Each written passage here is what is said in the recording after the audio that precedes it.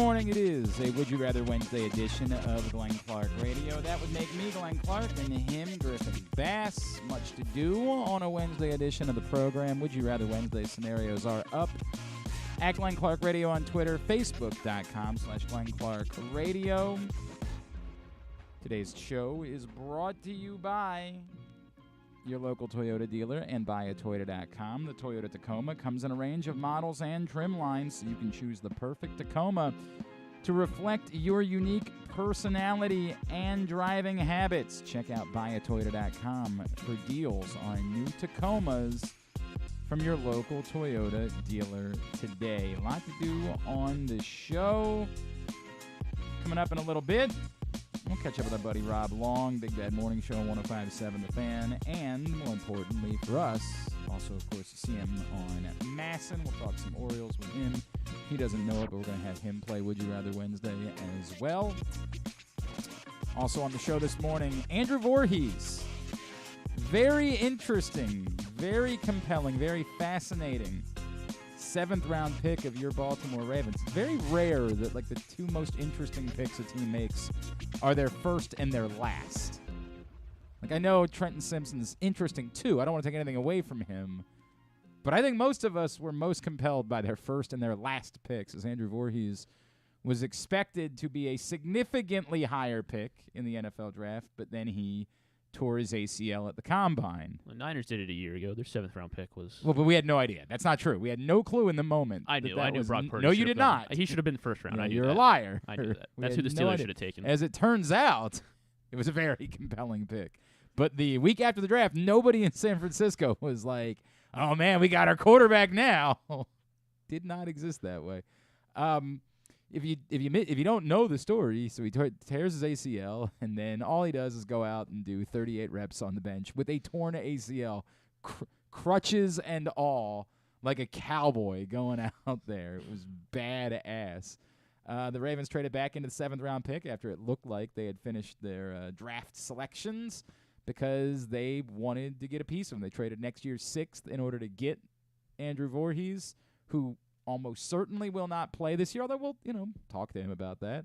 Almost certainly will not play this year, but would be available to them in 2024. And most people contend anywhere from a 2nd to a 4th-round pick had he not torn his ACL. And, like, some people are really bullish about it. Like, no, dude, this is a 2nd-round pick. Other guys are, a little bit more careful that we've talked to. I think when Eric Edholm was on, he was like, I don't know, no worse than 100 to 120 range. I'm like, okay, like that's still pretty good. Yeah, it is. That's still better than, it's still worth using next year's 6th-round pick in order to get that player if that's the case. But we'll talk to Andrew Voorhees. The best part was probably when the Ravens tried to troll Daniel Jeremiah, who said that he was right, like, I'll eat this piece of paper if the Ravens the Ravens have 5 picks. Twitter account went after him after they did their press conference, suggesting that their draft was over, and then after that, again, he ended up being right, and most of us assumed they weren't going to have only 5 picks, although this isn't the way we thought they were going to do it. We thought it would either be them using their 1st-round pick in order to acquire more picks or using Patrick Queen to acquire more picks. They did it a completely different way, but they did end up with more than 5 picks. That part is fact, although, again, oddly, they only have 5 picks that could be on the roster to start next year, so there are still some roster spots available, which goes back into the conversation we had about a couple of their undrafted free agents. Unlike, say, last year, where they really didn't have room necessarily, with Voorhees not going to be, since he's not going to be on the roster to start the year, you have at most 5 draft picks taking up roster spots. There are roster spots to be had, perhaps for a Keaton Mitchell or for a Dante Demas or insert name here. So this is a little bit different than what we're used to in Baltimore. One of those corners that they picked up, Sure, absolutely one of those corners. I mean, especially if they don't add anybody between now and then. Big opportunity for them. Yeah. I mean, I still would find that hard to believe, but you never know if they just say, we kept thinking they were going to add a wide receiver last year. We kept waiting every day. We're like, they're going to add a wide receiver, right? Right? DeMarcus Robinson. Like, they're gonna add somebody, aren't they? Aren't they? Yes, you're right. They did ultimately. What day did they add DeMarcus Robinson? Was that like September 1st? I feel like it was right at the start of the season. All right. Anyway, the moral of the story being, August 23rd. Okay. Andrew Vorhees is going to join us on the show.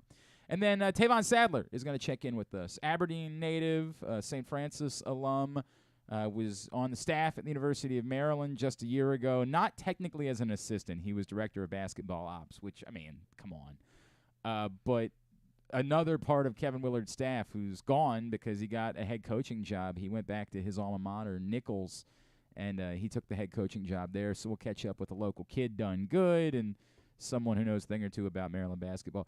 I feel like Jeff Erman is teasing us, by the way. What's he doing?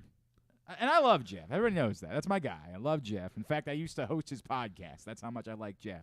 And I never got paid a penny for it, which isn't a knock. I'm not mad. I agreed to do it because how much I like Jeff. He's a good guy. He asked me about it. He wanted me to do a couple events.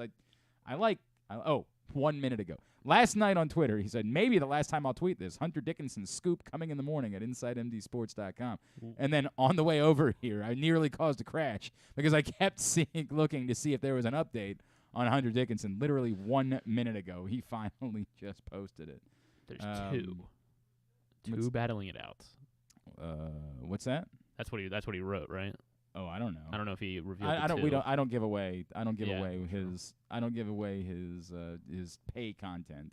It doesn't work. That's what he revealed in the headline. That there are two teams left. Well, I'm sure that's true, but I'm just very mad at him for the fact that he teased that out last night, and then it didn't come until 10 a.m. Just sitting there scrambling. I wake up in the morning. I'm like, "Ooh, where's the update from Jeff?" Nope, nothing. All right, so I get down. I do crunches every morning. I'm in the middle. I stop halfway through the crunches. Is there the update yet? Damn it! Go back and do that. It's running a little bit late this morning, and it's Jeff's fault. Jerk. Maybe you don't send that tweet out. I love him. I love the guy. Yes, the bit is that apparently Hunter Dickinson has a podcast. Oh, really? That he does with Barstool Sports, and he was doing his podcast yesterday, and everybody kind of assumed that would be where he would choose to make the announcement about where he's going to play, and he didn't do that. He did the podcast and said basically nothing. So, not that I want to make it very clear. I did not listen to the podcast. Maybe it's a good podcast. Who knows? But somebody else can do that for me and let me know. It is just probably not the show for me, although if Hunter Dickinson comes to Maryland, I'll be happy to promote said podcast if he wants to come on this program. But yes, no news yet in terms of Hunter Dickinson as Maryland continues to wait word. Maybe an answer today. Maybe. Who knows? I mean, at some point, I did see somebody tweet yesterday, what if Hunter Dickinson just stays in the portal forever? Just really enjoys the attention. He waits until conference play starts. He could figure out who the good teams are. Right, Who's yeah. going to be because we know Kansas. We don't know about Kansas and Kentucky. We don't. Yet. You don't know those guys. Villanova. Who knows if those guys are going to be any good? So the belief is that it was Kansas. The schools he visited were Kansas, Kentucky, Villanova, Maryland, and Georgetown. Although there were still some people that were like, "Is there any chance that Michigan could still be back in play at some?" So we think it was 5, but it could really be 6 schools that were still in on him. We will see how that plays out. I don't think there's going to be a surprise school. How wild would it be if he announced Towson today? Just how wild would that be? That would be wild. That would shake That'd be crazy. That would shake South Dakota State or something. And I would kind of love that. Well, no, I wouldn't. I take that back. Towson, I would love. I would not love South Dakota State. What good would that do me? I guess nothing. Yeah. How would that help? We started an NIL collective over at Towson to go get Hunter Dickinson. That's the way it's supposed to work. The answer is no news. That's the point. Thanks a lot, Jeff. You jerk. Today's show. Oh, I already did that part. Now, the other thing that matters is the Orioles did win. Getting a little sick. Rob's going to join us in a couple minutes, and I have to ask this question because I don't want to be negative because the Orioles are very good. But it just doesn't seem like on a night that you score 10 runs against the Kansas City Royals, you should need to go this deep into your bullpen. It feels like that shouldn't be how a game should go when you score double-digit runs against the Kansas City Royals. It feels like if you're doing that, you should be able to get through with 1 or 2 pitchers and protect your bullpen for the rest of the week, particularly considering you don't have an off day ahead of the series in Atlanta. Now, that might be – there could be things that could happen. It might very well be – we've talked about what could happen on Thursday. It's going to come up again in Would You Rather Wednesday. If Dean Kramer is going to get sent down, it might very well be that they say, hey, make your start on Thursday, and then we send you down. because then you can manipulate the roster for a couple of days until, you call up DL Hall or whoever would be replacing him in the rotation next week, right? Like you could have for 4 days an extra bullpen arm until you make the move in order to get your starter for his next time through the rotation. There's also, of course, the world in which Givens or Tate is ready in the next couple of days, and that could fortify your bullpen a little bit. But it's frustrating that even when the Orioles are winning, you still find yourself saying, but it just doesn't feel like it should be like this. Yeah. I mean, I guess the good news is they didn't use a ton of pitches. Like Cano threw 14, Baker threw 14, Perez threw 4. I Baumann agree. Baumann, look, that's the disappointing part because Right. I like Mike Baumann. The disappointing part is that last night probably clinched him being the other guy to go. Presuming these guys are ready soon and nothing else happens, presuming Tate and Givens are ready in the next few days, then that probably Just because he has an option left. because he has an option. The point was Baumann had to continue to pitch insanely in order to force their hand on something else. It had to be that Baumann was so overwhelming. To be fair, the same thing for Cano, but he's been that overwhelming. Shame. Gives up a hit last night. A Baltimore chop. Might have to throw his name in. Ridiculous. Right next to Baumann. But it was the same story. If Cano wasn't literally insane, his name would be in this conversation too if he was just pitching well. If he was just helpful, because, again, he has options. The reason why Baumann's going to go isn't because he's been bad. He's not. Even giving up a home run to Perez last night, he's not been bad at all. But he's got an option. And so they'd rather not give up on Austin Voth. That's kind of the reality of the circumstances. Aiken's going to go. Baumann's going to go. And it stinks because Baumann doesn't deserve that. He's pitched far better than it. But unless for some reason internally they've looked around like Voth's never going to get it back. And in fairness, he's pitched a bit better the last couple of times out, and I think we need to recognize that. So I think it also has helped clinch that he's not – it really needed to be that Baumann had to be unhittable. Voth had to continue to be disastrous, something or some combination of those two things, and neither of those two things has occurred. Voth has been functional. Right. He hasn't allowed a home run. The first 5 appearances, he allowed a home run in each. And I think the last 4 now he's gone without allowing a home run at least. So. I mean, that is not a high bar. It's not a high bar. Griffin's like, yeah, sure, he allowed 12 triples, but he didn't allow a home run, so he gets to stick around. It's been a little bit better than just not allowing a home run. He's been functional the last few times out, whereas Baumann has not been perfect, and that was the bar that he was essentially going to have to meet in order to avoid this fate. So, again, I'm bummed because you guys know I like Mike Baumann. He's a good dude, and he's been a really good pitcher this season. The Orioles are going to try to manipulate their roster as much as they can. That's just the way that it's going to work, and to an extent, I will understand it. I don't know if defend it's the right word. I get it. I get the decision-making process. I get we don't want to be in the business of just giving up on players that might be helpful. I do. I understand the concept. I don't know that there's really that much to be scratched on the Austin Voth thing. Really, I'm starting to wonder about CNL Perez, too. I mean, they're only using him to get 1 out at a time. Yeah, it's really I mean, but I get it. You have to have you have to have those types of guys in your bullpen. I do understand it. It's just what it is. But, yeah, that probably clinched things for Baumann.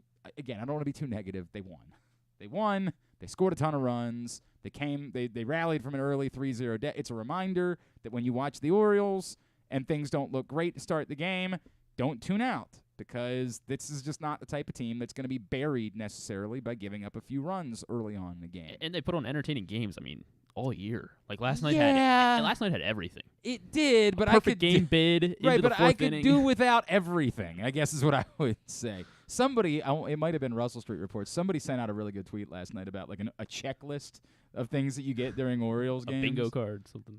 Yeah, something like that. No, it couldn't have been Russell Street Report because they, of course, are a football site. It must have been Utah Street Report that would have put it out. Hang on a second. I want to see if I can find this because I think it was them, and I greatly enjoyed it if it was. I thought it was a fun – yeah, here we go. This is the 2023 Orioles checklist. Fall behind early. Check. Battle back in mid-innings. Check. Late inning butt clenching. Check. Win. Check. Well done. Well done. You got all 4 last night. And as the game was going on, they were literally updating the checklist. Yeah, well, you can which add, was really you can add, 17 pitch at bat. You can add, Anthony Santander, Superman. What was catch. the time in the at bat? Well, I feel like that actually Perez got hurt. Right. So in I the feel middle like of the time makes it more. It was something like 7 minutes. Oh my gosh. In a pitch clock era. Right. Anthony Santander worked a 7-minute at bat. And yes, part of that was that Salvador Perez got hurt during the course of the at bat. Which is good because all he was doing was just mashing. God. So it's not good. You don't want somebody to get hurt. He's probably hit, in fantasy, like 25 home runs against me the last 2 seasons, like combined. No joke. Whenever he's matched up with me, he knows it, and he hits 8 home runs a week. I mean, I'm playing him this week, of course. I mean, you know what? Maybe it's true. Yeah. Maybe it's true. Maybe he hates me about that. Look, man, I enjoyed the game. Yes, the Cedric Mullins catch we should talk about for forever. There is a part of me that really wants to know if somebody could definitively explain to me why I think it might be the greatest catch I've ever seen. I get it. It's probably not. I still think the Jim Edmonds catch might be the greatest catch I've ever seen. But holy F. How? The coolest part about that, it looked like a ultimate Frisbee type of catch, right? Like ultimate Frisbee, I've said for a long time, provides the most ridiculous highlights because the Frisbee hangs in the air long enough that, like, when you're used to watching ball sports, yeah, you do. When you're used to watching ball sports, you're like, oh, okay, nobody can catch that because you forget you're watching Frisbee for a second, and that ball or that Frisbee is just going to hang in the air for long enough that someone that is absolutely nowhere close to it can still somehow make the catch before. It creates absurd highlights. If you just want to watch highlights, I've never attempted to just watch it. I played Ultimate Frisbee. I used to play Ultimate Frisbee every week, in fact. It was not for me. Too much running. But I don't care for. There will never be a day where makes you feel like an athlete for a minute. No, it made me feel like an old guy, and I was only like 28 at the time. My late 20s, I was playing a lot of Ultimate Frisbee. My ankles could still be seen somewhere on the Perry Hall Middle School field. The point, of course, being that looked like Ultimate Frisbee. Like that looked like. Well, there's just.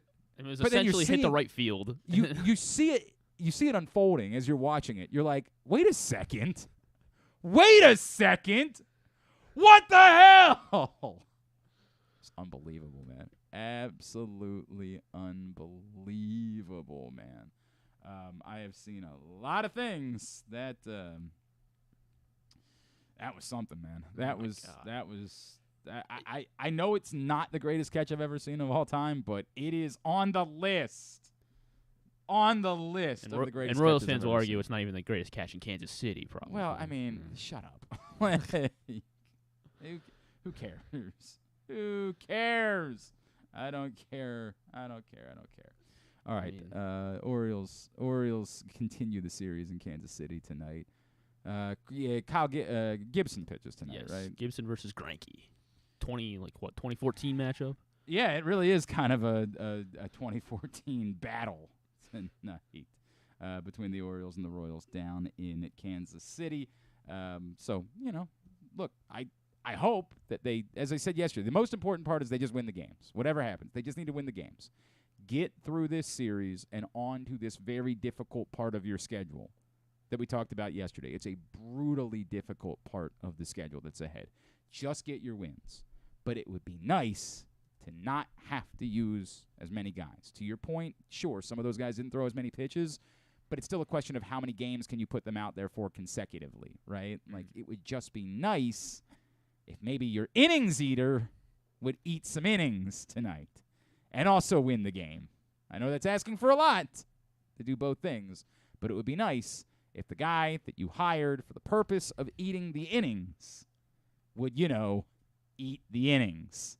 That would be a swell thing to do tonight and try to rest up that bullpen a little bit ahead of a weekend in Atlanta where you assume you will probably need a bit more of your bullpen than you would need in Kansas City. Fair? Can we all agree to that? Can you get them to get on board with it? Can we do something about that? Can you get in touch with them?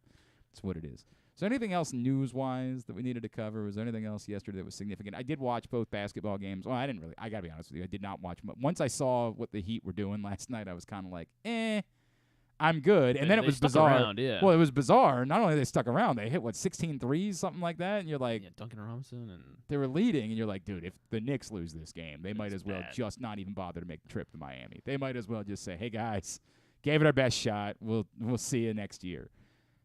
For their sake, they won the game. God bless them. That's what it is. But if the Heat get Jimmy Butler back, then they are still, to me, the overwhelming favorites to win that series.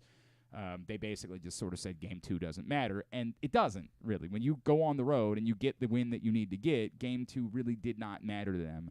So I think they made the right decision. If they can get Butler back and all is good, you feel very strongly about their chances of beating the Knicks. And then, I don't know, I have no idea what to make in the Warriors-Lakers series, because the Warriors have been just weird. And in moments, right, like they're down double digits with 5 minutes left last night, and they come storming back and tie the game up, and you're like, well, that's that. They're going to win, only to give the ball away and then have Jordan Poole chuck up a 40-footer. I love the Heat check. With 10 seconds left. The first one I was okay with. Yeah. Like the first half Heat check when he was just knocking everything in, and he's like, well, let me see. I don't care. Go right ahead. Do that. But the one at the end of the game where he's just tossing it up because he's convinced they can't run an offense when Steph Curry is double-teamed, and so I'll be that guy, that's absurd. Now, I don't blame the Lakers either. The Lakers just essentially said, somebody else. Don't care who it is, somebody else. It ain't going to be Steph. And I don't know why more teams don't do that. This, pride thing that exists in the NBA. Was it Bomani a few years ago who said, I'd rather lose than play zone defense? And I was like what are we doing here? What is this mano a mano, I've got to be able to man you up thing, this ego thing, instead of just, trying to win a basketball game? I don't know why more teams don't do it. I don't know why more teams don't just say, look, I get it. These other guys are capable, but they ain't Steph Curry. So we're taking Steph away. And if that means we literally have to run two men over to Steph Curry and leave Wiggins open, we'll do that. We will live if that's the way this works. I'm stunned more teams don't do that. So credit to the Lakers for making that decision, for putting pride aside and saying we're not going to let Steph Curry beat us tonight. I think that's the thing, right? I think that's the way to go about doing it. I also have no idea what it means the rest of the series. I really don't. I don't know. Yeah. If Anthony Davis can play like this is the eternal truth, right? Praise LeBron James all you want. They don't win even the bubble title, whatever you want to call it, the Mickey Mouse title. It's a real title. It's not. If Anthony Davis doesn't be Anthony Davis. And the difference right now ain't LeBron James, as good as he is. It's Anthony Davis playing like a monster. That's their chance. Their path, and their only path, is Anthony Davis playing like a monster. And last night, he was unbelievable. I mean, he was an absolute force. Kevon Looney had been a monster in the first series, right? And then totally neutralized by the presence of Anthony Davis. If Anthony Davis plays like that, then the Lakers have every opportunity, really every opportunity to win that series and, frankly, to win the NBA title, which would just stink. God, I kept thinking last night about what if it was New York, L.A. God. No, thank you. The Knicks? I don't think the Knicks can, so I'm not really all that worried about it. So I did have that thought run through me last night. I tweeted about it, that in a way it would be fitting for it to be Miami, L.A., right? So that you could have a real series this time and, you could actually get a real champion and all that sort of stuff from it. It would be, I don't know, a little bit poetic if it worked out that it ended up being Miami, L.A. I just don't – I'll never be the guy that wants it to be L.A. Admittedly, I don't know if people know this about me. I was such a Shaq fan that when I had no team before I moved to Phoenix, when we didn't have a team growing up, that I just rooted for whoever Shaq played for until, ironically, he ended up in Phoenix, and then – look at how all that worked out. But admittedly, I rooted for those Lakers teams because Shaq was there, right? That was my guy. I rooted for Shaq. But outside of that, like all good Americans know, you have to root against the Lakers. It's just the way that it works. Yeah. I don't mind LeBron. So I don't mind. It's nothing personal. I have no issues with LeBron. He plays for the Los Angeles Lakers. You can't root for them. It's the way that it goes. I should be embarrassed in hindsight for the fact that I rooted for them when Shaq was there. Like, it's like rooting for the Yankees or Notre Dame or something like that. Well, you can't. No, it's like that. It is. I guess every it's just bandwagon a-hole roots for these teams. I guess so it's because I don't have a true NBA team. I understand the feeling because I never did until like until the Suns, until I lived in Phoenix and found one. I get the feeling. It just can't be the Lakers. You can pick whoever you'd like. Become a huge Oklahoma City Thunder fan. Be a huge Nuggets fan this week. You know what, man? You're going to be very happy. It's going to be a very fruitful time for you as a Nuggets. You think I'm going to be mad about that? Nope, I've already made my peace, Doc. It was so funny last night when they were tweeting out, well, Chris Paul might not be back for Game 5. I'm like, Game 5? Who are you kidding, Game 5? In what universe do you think there's going to be a Game 5? What, do the Nuggets just give up and not try in one game? They're like, all right, we'll let you have this one, just so we can get the series back to Denver and clinch it there. Stop. That was the word, is that Chris Paul would definitely be out for games 3, 4, and 5. But again, I don't think they're going to have to worry about that. I don't think there's going to be a Game 5 in that series. It's just kind of what it is. All right. Today's show also brought to you by, this one's brought to you by PressBoxOnline.com/offers. Sports betting. For the first time ever, you can bet on your phone during baseball season here in the state of Maryland, so why wouldn't you take advantage of all of the best incentives and offers from PressBoxOnline.com/offers? Like, for example, you can get 5 second-chance bets from PointsBet when you deposit and bet your first $50. But you got to click on the PointsBet logo at PressBoxOnline.com/offers in order to take advantage of that particular incentive. Joining us now, you hear him every morning, Big Bad Morning Show, 105.7 The Fan. You, of course, also see him on Masson as part of Orioles coverage. He is our friend Rolo, Mr. Rob Long, and he's back with us now here on GCR. What's going on, brother? How are you? I'm hanging in there, man. How are you? I'm all right, dude. I am, I'm a tortured Phoenix Suns fan, and I was just laughing about the idea that they were saying that Chris Paul would miss a Game 5 because I watched Games 1 and 2. There ain't going to be a Game 5. That's not going to be necessary. This is going to be over quick. He won't have to worry about missing Game 5 because you scored 87. You got Kevin Durant to score 87 points in an NBA playoff game. Man, first of all, Chris Paul must be – his luck in playoffs are horrible. How many times has his playoffs ended because of a Chris Paul injury? God. That's number one. Or Scott Foster showing up. One or the other. You're right. So that alone, and from my understanding, Booker will probably be back next year. Durant will be back next year, but not Chris Paul. So, he's probably going to end his career without getting that elusive championship. And I got to be honest with you, man. I mean, to me, in the playoffs, KD is great, but others around him are great. I don't see KD. I've never questioned KD's talent. He might be pound for pound the most talented player in the league, or at least top 3. But what I question with him is his grit. KD's one of those guys he will out-talent you, but can he out-will you? When he was with the Golden State Warriors, he was around other champions who did the other things.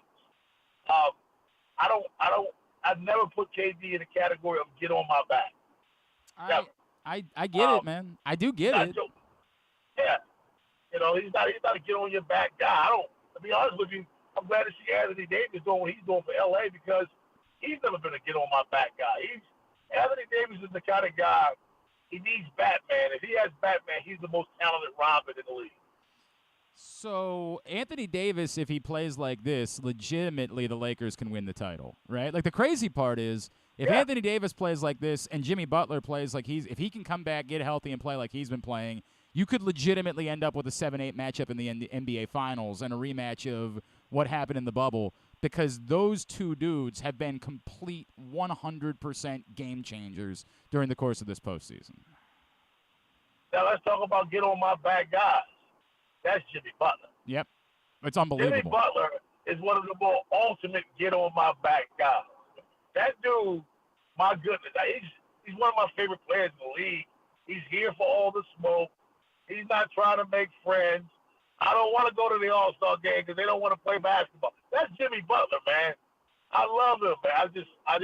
He's not the best player in the league, but sometimes he manages to play better than anybody. It's unreal. It's unreal, dude. Like, you just keep watching. Like, who is this guy? As soon as the playoffs come around, it's a little bit Kawhi-esque, isn't it? Like, I feel that's it is that you don't know how to define Kawhi Leonard's greatness, right? Like, how do you possibly? Is he one of the 10 best players of this era? I think, but I don't know that. But what I know is when the playoffs come around, he's maybe one of the 3 best players of the era, and I feel like we're getting to that point with Jimmy Butler. Yeah, I think you are as well. I mean, put it this way: Jimmy Butler's one of the best playoff performers in the league. Yeah, there's no doubt, man. He delivers in every single moment. All right, I promise that's not why I brought you on. I was just lamenting the fact that being a Phoenix Suns fan. Dude, we can avoid it. Bro, you can't avoid that. It is so difficult being a Phoenix Suns fan. Like, I know it was tough being an Orioles fan for a long time, but imagine convincing yourself a few times ever since I became a Suns fan, oh, we got a chance. Not going to be the case. But they got DeAndre Ayton, and that's nice because he can stand around and watch everybody else go for a rebound. So we got that going for us, which is a fun thing. Rob, we do a silly you don't know that I'm going to make you do this. We do a Would You Rather Wednesday every week. And one of my Would You Rather Wednesday scenarios is going to go into a conversation I want to have about the Orioles. One of them this week is, would you rather would you rather Dean Kramer make a starter scheduled on Thursday, or it's time, put DL Hall on the rotation, figure out what you've got there, and go from that? I'll let you begin this conversation. I want Dean Kramer back in the rotation because I love the log jam of having a successful Dean Kramer and a DL Hall who's ready, and having more guys eligible for the rotation than you have spots in the rotation. I don't want to eliminate Dean Kramer. I want to create more of a log jam because there's so many guys that are ready. Because eventually those guys that are ready that aren't being used will be used, because we know 5-man rotation means we need about 8 or 9 people ready for it. How do you handle, though, it's a month into the season and you've got one decent start from Kramer, which just so happened to be about, against maybe the worst lineup in all of baseball. Like, as a team that's trying to win and is winning successfully, it's not just they're trying to win, they're winning quite well. Right. At some point, don't you just kind of have to say, hey, as much as we want this to work, we have to acknowledge that it's not working? You're right. You do. Lynn, I'm 110% with you. It's just now's not the time to do that. It's too soon. Okay. The team is rolling right now. You're playing great baseball. The second best win percentage in all of baseball. He's not hurting you yet. You get to the point where you feel like his lack of productivity is starting to wear on the rotation and the bullpen, then you make that move. You don't make that move right now. You want this guy to bail out. You want this guy to be able to play his way out of it, pitch his way out of it. Because that also sends a message to the rest of the team, knowing, I might struggle a little bit, but at least they give me a chance to play my way out of it. You have to. Dean Kramer right now is probably one of your more accomplished starters in terms of what he did for you, especially last year. You have to allow him a couple of more starts to pitch his way out of it. Mid-May, he's still stinking it up. Then you start thinking about making a move. Yeah. You can't do that after April. What do you do? Rob Long is with us here on GCR. What do you do about Tate and Givens coming back? I think everybody assumes that one of the answers is Aiken. Again, assuming no one gets hurt or something like that happens. I think most of us are assuming that one of the answers is Aiken. I hate it because he's pitched so well, but just because he's got an option, I know he gave up a home run last night, does it look to you like Baumann probably ends up being the other guy to go? Hey, somebody better look at CNL Perez. I know, man. But he doesn't have options, and you know they don't like giving up on guys. Like, they don't want to just run the risk. And I think Perez's talent is enough that if he gets DFA'd, someone would give him a shot. Baumann is going to be a couple of weeks before we see those guys, unless you heard something that I didn't hear. But it's going to be Bauman's going to have a chance to pitch better than he did last night, giving up those 3 runs. That's not Michael Baumann. If Michael Baumann pitches close to the way he pitched before last night, how do you send Michael Baumann back? Bro, the answer is, I don't know. I don't know. Keegan Aiken, okay, I'll hear you. I'll listen to you on Keegan Aiken because, as you said, he does have an option. As his option. Yep. Man, Michael Bauman, if he comes back swinging it, if last night was a hiccup and he's that dude, he's dangerous, man. I mean, he is scary. Honestly, when he's on, he is scary. You talk about having, more options to start games. Don't let that guy have to pitch 3 or 4 innings out of relief because somebody stunk up the joint at the beginning of the game and prove to you that he can still go. I like Bauman, man. I like everything I've seen with him, with the exception of last night. He has to give me another performance like last night for me to say, okay, I see it. Other than that, I'd be very critical of that move. I would be too. I don't like it. I do understand that, like, the answer was Voth, right? Like, that was the answer. He's been awful. But I also get it. He's pitched a little bit better the last few times out, and he was so good a year ago that they don't want to give up on him. I understand the difficulty of their circumstances of we just don't want to give up on guys that we don't have to give up on, and we'd rather manipulate the roster in order to protect as many guys as we can. But, man, Bauman's been so good. I completely understand where you're coming from. I want to go again. These are good problems. Yeah, go ahead, Rob. Go ahead. And I question whether or not they still have that mindset of giving up on guys, man. They got a guy in the offseason this year that they gave him a couple of stars and sent him to the minors. Yep. That's a move that the Orioles wouldn't normally make. So I don't know. It's kind of like our football team. Ravens always do this. Until the Ravens get desperate, and they don't do that anymore. So I don't know what the Orioles are when they feel like they've got to change. We have not seen this regime make moves for a team that was this good yet. So we don't know whether those are the moves that they would make. That is fair. You know what? This is the first time they've been presented with this situation, and I think it's encouraging for them to do things that maybe they wouldn't have done in the past. I kind of wrote about that for Press Box 2 weeks ago, that, like, if they were to keep Mike Bauman and not keep Austin Voth, that doesn't prove that they're going to spend, $200 million to keep Adley Rutschman around.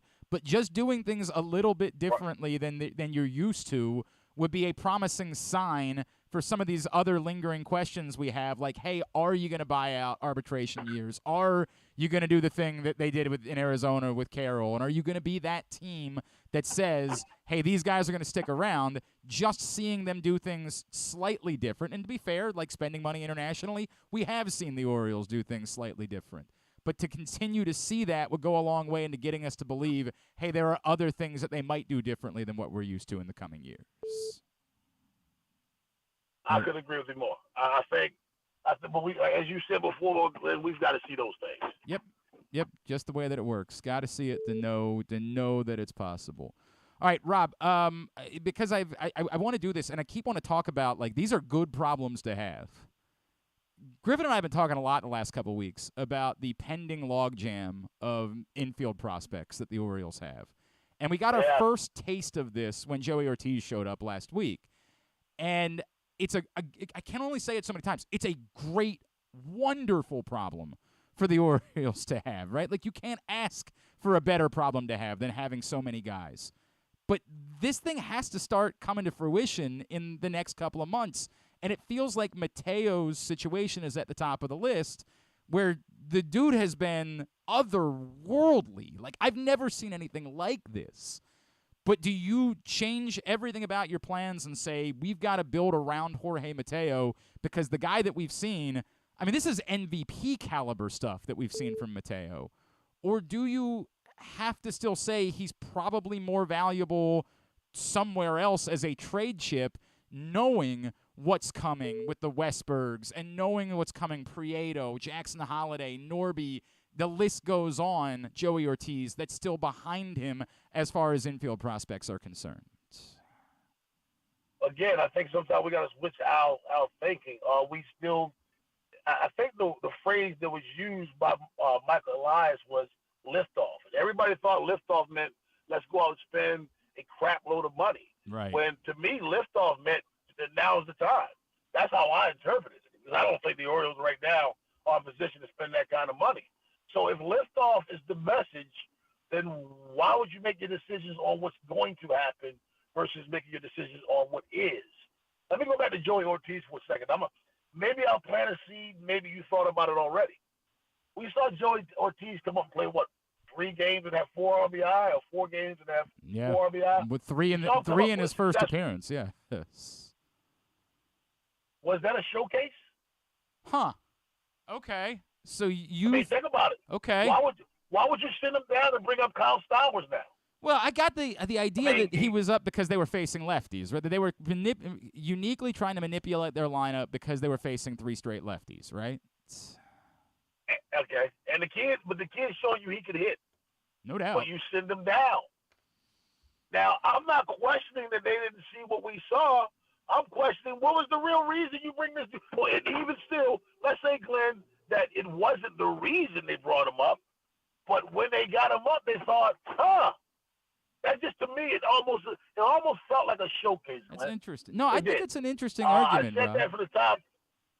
When I saw the notification that he got sent down, my reply to that was, that's strange. I think what fascinates me about it is like that. I can understand the argument of, hey, there's just not going to be a spot here, and it's not going to be Holiday, right? You're going to have to make a spot for Holiday. Obviously, Henderson's going to have a spot, right? So you start doing the math on who's going to be the odd man out, and you just see ahead of time it's going to be Ortiz, who everybody knows. To your point, everybody knows the defensive side of Joey Ortiz. The word is of all of these dudes, of all of these really high-level prospects, the word all along has always been Joey Ortiz is the best defensive player of anybody in this group. So you know that, but what you don't know is if what he's doing with the bat at AAA is real. So let's bring him up here. Let's show you that it's real, and we want you to really start treating. We know that you've been asking us about Westberg. We know that you've been asking us about Gunnar. We want you to know that the guy you should be asking about, because the guy is available to be had, is this guy. It's a very compelling argument that you're making, that you're trying to say, hey, go ahead. I'm just speculating because it just seemed a little weird to me. It seemed too strategic and well placed. It didn't seem like that was something they just reacted to. It seemed a little bit more proactive than reactive. I don't. It's boy, man.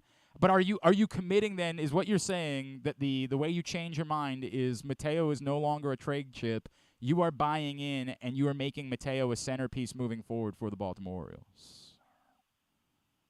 Not yet. Okay. Not so fast. Yeah. I want to see Mateo, what his numbers look like in June. If he levels out and becomes this 275, 280 hitter, I'm cool with that. I think that's be great for him. If we see Jorge Mateo go into a month-long spiral when he's batting 220, 230, then there's some pause to me. There is. I want to see Jorge Mateo's worst week or a 2-week run to be maybe 240, 230. But that's a 2-week run, not a 4-week run. Right. And then that next 2 weeks, if he bats 275, 280 over that stretch, I'm cool with that.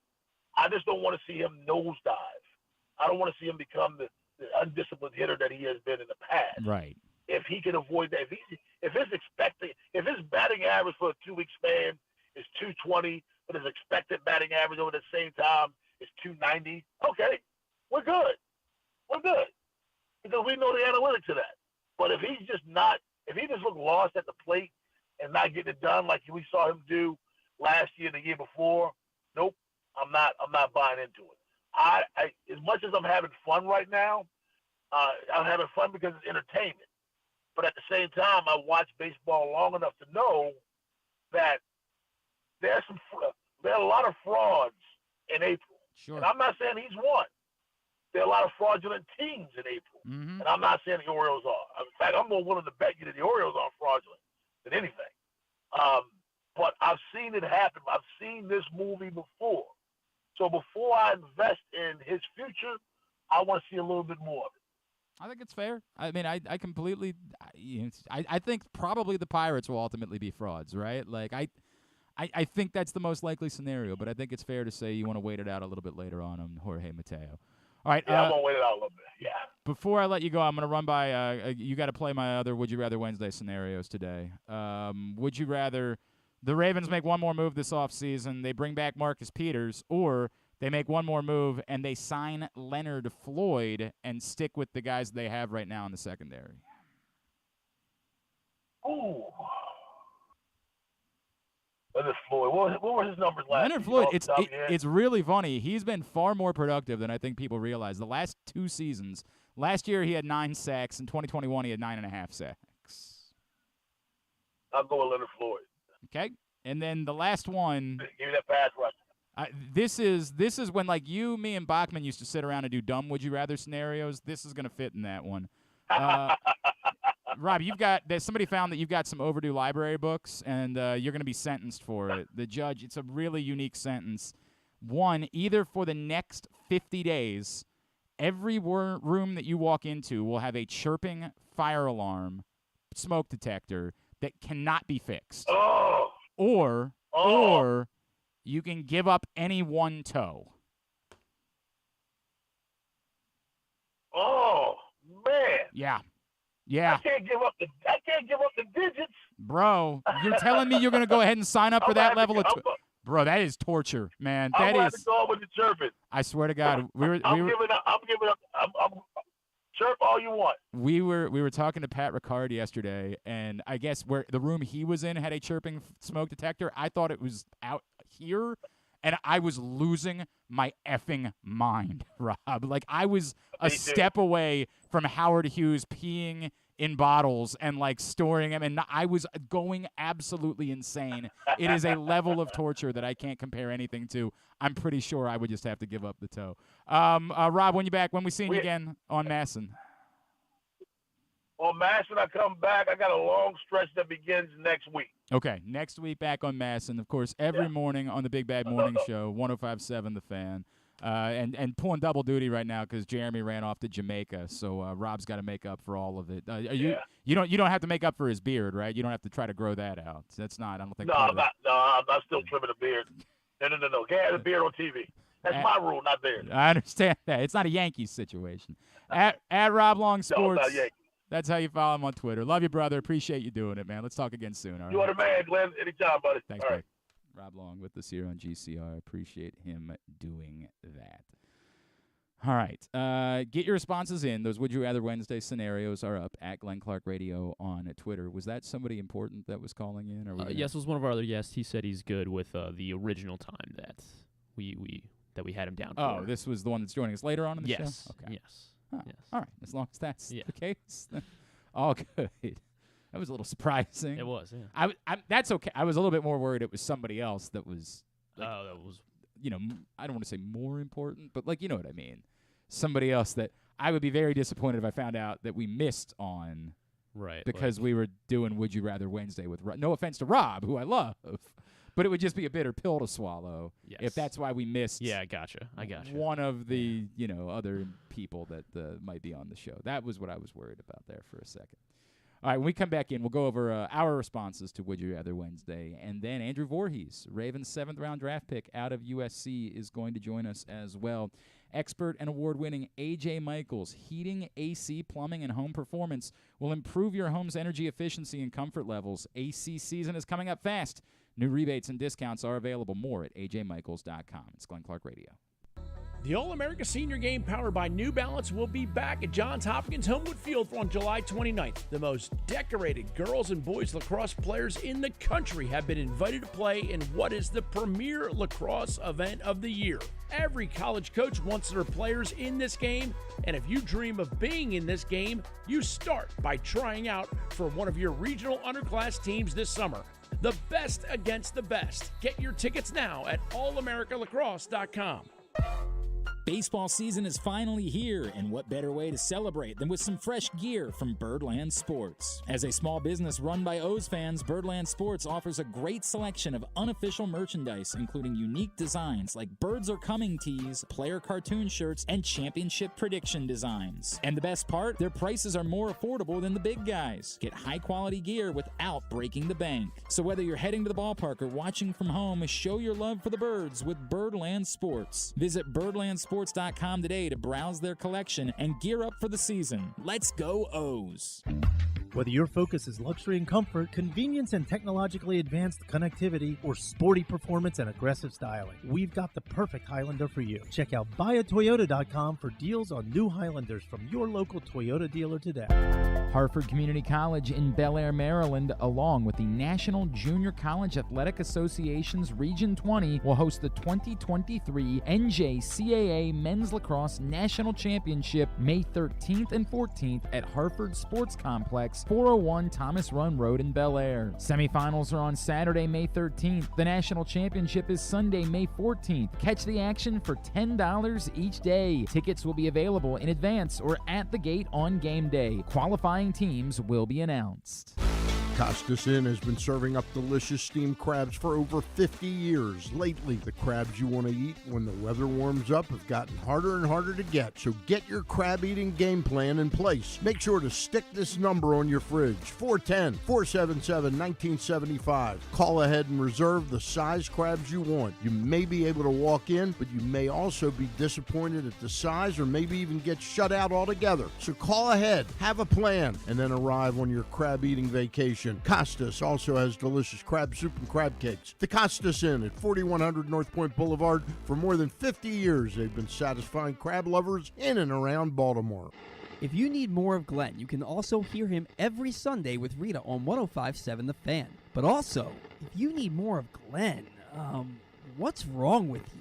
All right, back in here on GCR as we continue along in hour number 1 of today's program. If you haven't signed up yet, I don't know what you're waiting for. We have an awesome contest running right now at PressBoxOnline.com/contest. If you have not seen all of Maryland's minor league baseball parks, this is a great chance for you this summer to go check them all out, because what we're giving you is 4 tickets to each of the local minor league baseball teams, plus an Easy Pass Maryland on-the-go transponder preloaded with $25 and a $50 gas card from Royal Farms to help you get around to all of those parks. Now, you got to be 18 or older to enter. If you're not 18, then just, ask somebody in your house who is 18 to enter for you. The sweepstakes ends June 14th, so you still have time. But don't forget about it. Don't say I could go next week. No. Don't forget. You're going to run out of time at some point, because we want people to actually be able to do it during the summer. PressBoxOnline.com/contest. And we're doing this in partnership with our new print issue, which is available right now, and celebrates the pipeline that still exists. Despite, Adley and Grayson and Gunnar getting here, there's still an awful lot of talent coming in the Orioles system, including Jackson Holiday, whose illustration is there on the cover. So in concert with this new print issue of PressBox, which you can get at your neighborhood Royal Farms or any of the hundreds of locations around town where you find PressBox, read it all, PressBoxOnline.com. You can go see all of this talent this summer, courtesy of your friends at PressBox, by registering at PressBoxOnline.com/contest. What more can we do for you? What more can we do for you? PressBoxOnline.com/contest. I have not. There's been this thing that's been floating around this week on social media, and Jeff just asked me about it. So apparently somebody who works, one of the higher-ups at ESPN, and I don't even know what the context was, but presented the idea that he believes that Mel Kiper Jr. should be in the Pro Football Hall of Fame over the course of the weekend. And it started with Seth Markman, who is an ESPN executive of some sort. I don't know where he was did an interview with Front Office Sports, I guess, talking about the draft, and said, quote, "There is no NFL draft on TV without Mel Kiper," unquote. He's an institution. I think he should be in the Pro Football Hall of Fame for what he's accomplished and what he's brought to this TV event, unquote. Now, it's interesting because we will call, I think it's called the Pete Rozelle Award, exists to recognize media members, broadcasters specifically, because there's another award for writers. No, the Pete Rozelle Award is for the public relations staff. So I don't remember there's an award that exists. Pro Football Hall of Fame Broadcaster Award. Let me see what it's called. It is also called, how about that? There are 2 different Pete Rozelle Awards. Really? What do you know? Yes. The Pete Rozelle Radio Television Award, most recently won by Howard Katz, who is the Chief Operating Officer of NFL Films. Others that have won include John Facenda, who is famously the voice of NFL Films. The autumn wind is a raider. Joe Buck, has won it. Dick Ebersol, who was the producer of NBC and Sunday Night Football and all that.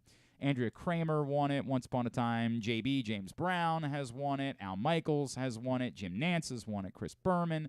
Legendary broadcasters. Also, ironically, Len Dawson won it, which makes no sense because he was already in the Pro Football Hall of Fame, but he was a broadcaster after his playing career, and he won it for that. Leslie Visser is a former winner. Dan Deerdorf, also, again, speaking of somebody he was already in the Hall of Fame. But the point being, what we do is essentially say when somebody wins that award, it's like the Ford Frick Award in baseball. You're not actually enshrined in the Hall of Fame like you were a player, but we kind of reference it, like it's this wink, wink, nudge, nudge thing where we now say you're in the Hall of Fame if you won that award because it gets recognized during Hall of Fame festivities. You get honored during the course of that weekend. Who was it? It was, who was a recent Ford Frick Award winner that I feel like we talked to, and we talked about them like I was like, congratulations, man, on being a Hall of Famer. Is the way that we typically say it when somebody wins the Ford Frick Award. I don't remember who it was. Maybe it wasn't the Ford Frick Award. There was something that happened. It was going to drive me. Tim Kirkchen won something and was recognized at the Hall of Fame.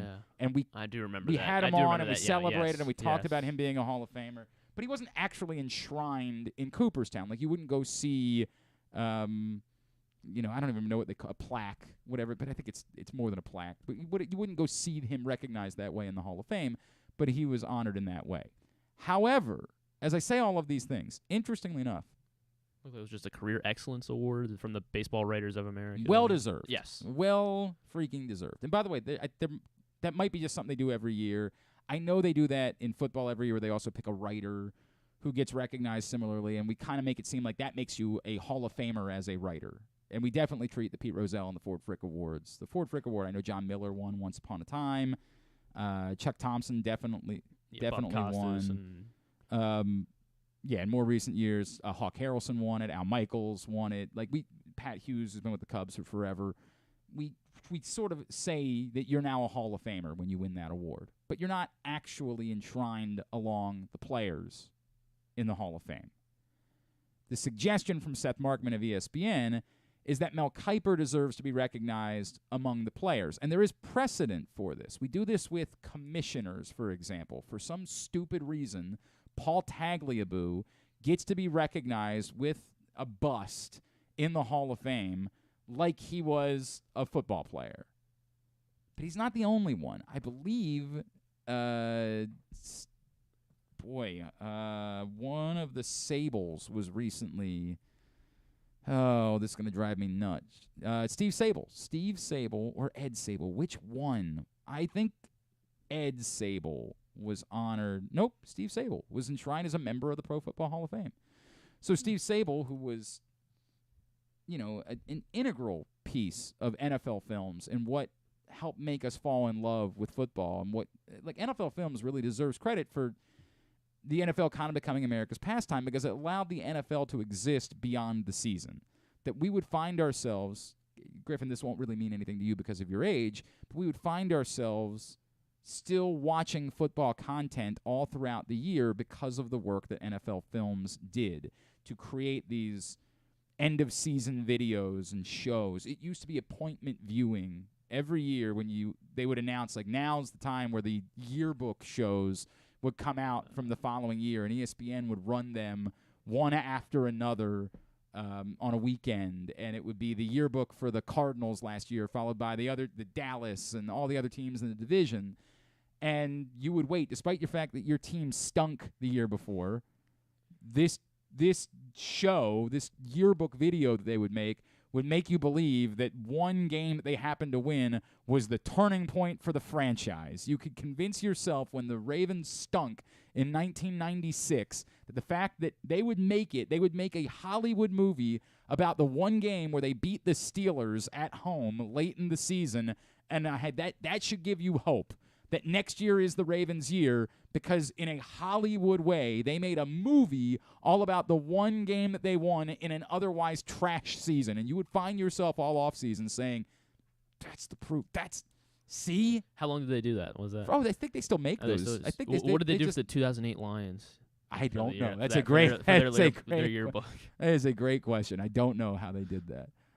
But I get why Steve Sabol was inducted into the Pro Football Hall of Fame, because NFL Films was that significant. It really was. That does set precedent for an argument related to Mel Kiper getting into the Pro Football Hall of Fame as an enshrinee, not as a broadcaster.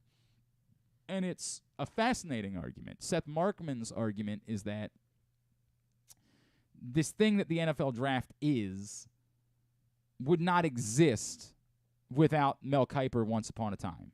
That he was so far ahead of his time. Quote, there is no NFL draft on TV without Mel Kiper.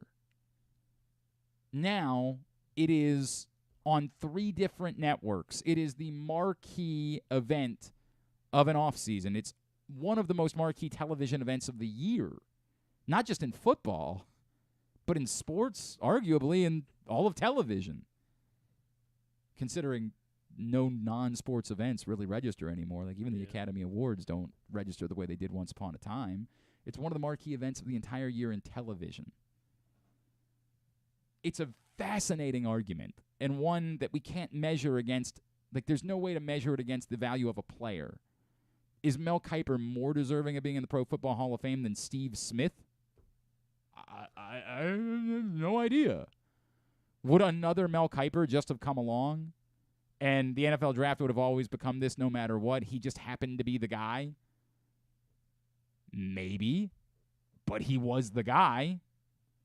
He was the one that kind of drove this year-long interest in the NFL draft. And now the fact that there are hundreds of people who have jobs specifically related to covering the NFL draft exists in large part because of Mel Kiper. It's driven more scouting jobs throughout football. Once upon a time, scouting in the NFL was subscribing to a scouting service. This is a straight shoot. I don't know that people understand this. And it's not 50 years ago. It was still, for some teams, 20 years ago. That you didn't have these intricate, 20 people deep scouting departments. Who travel around and go watch college football. There was an independent scouting service that went around and sent their information to all of the various teams. So everyone had the same grades, more or less. Kind of, yes. Yeah. Now, you might have a key group of a few people whose job it was to watch the film, your front office, and that might have included 1 or 2 people who were sort of experts, a college scouting director and somebody else, and those guys might have traveled during the course of the year, but having regional scouts and area scouts and this deep in your scouting department, that's still a very modern thing. This was a scouting service that people subscribed to, and it's kind of why the Combine was what it was. It was the same concept. Well, then that's just the place for the medicals. Now we got to get everybody together so that the independent group can do their medicals and give you the medical information, and the independent group can run the tests on the field and give you that information. It was all done by this sort of independent scouting service. I think there's a strong argument. Yeah. I think that, again, with there being if there had never been precedent for this, if the Hall of Fame was nothing but players and coaches, or even players, coaches, and owners. But I do think owners starts to teeter on the argument for why Mel Kiper could be deserving. If the Hall of Fame was nothing other than players and coaches, then I think that we would say no. That's not the way this works.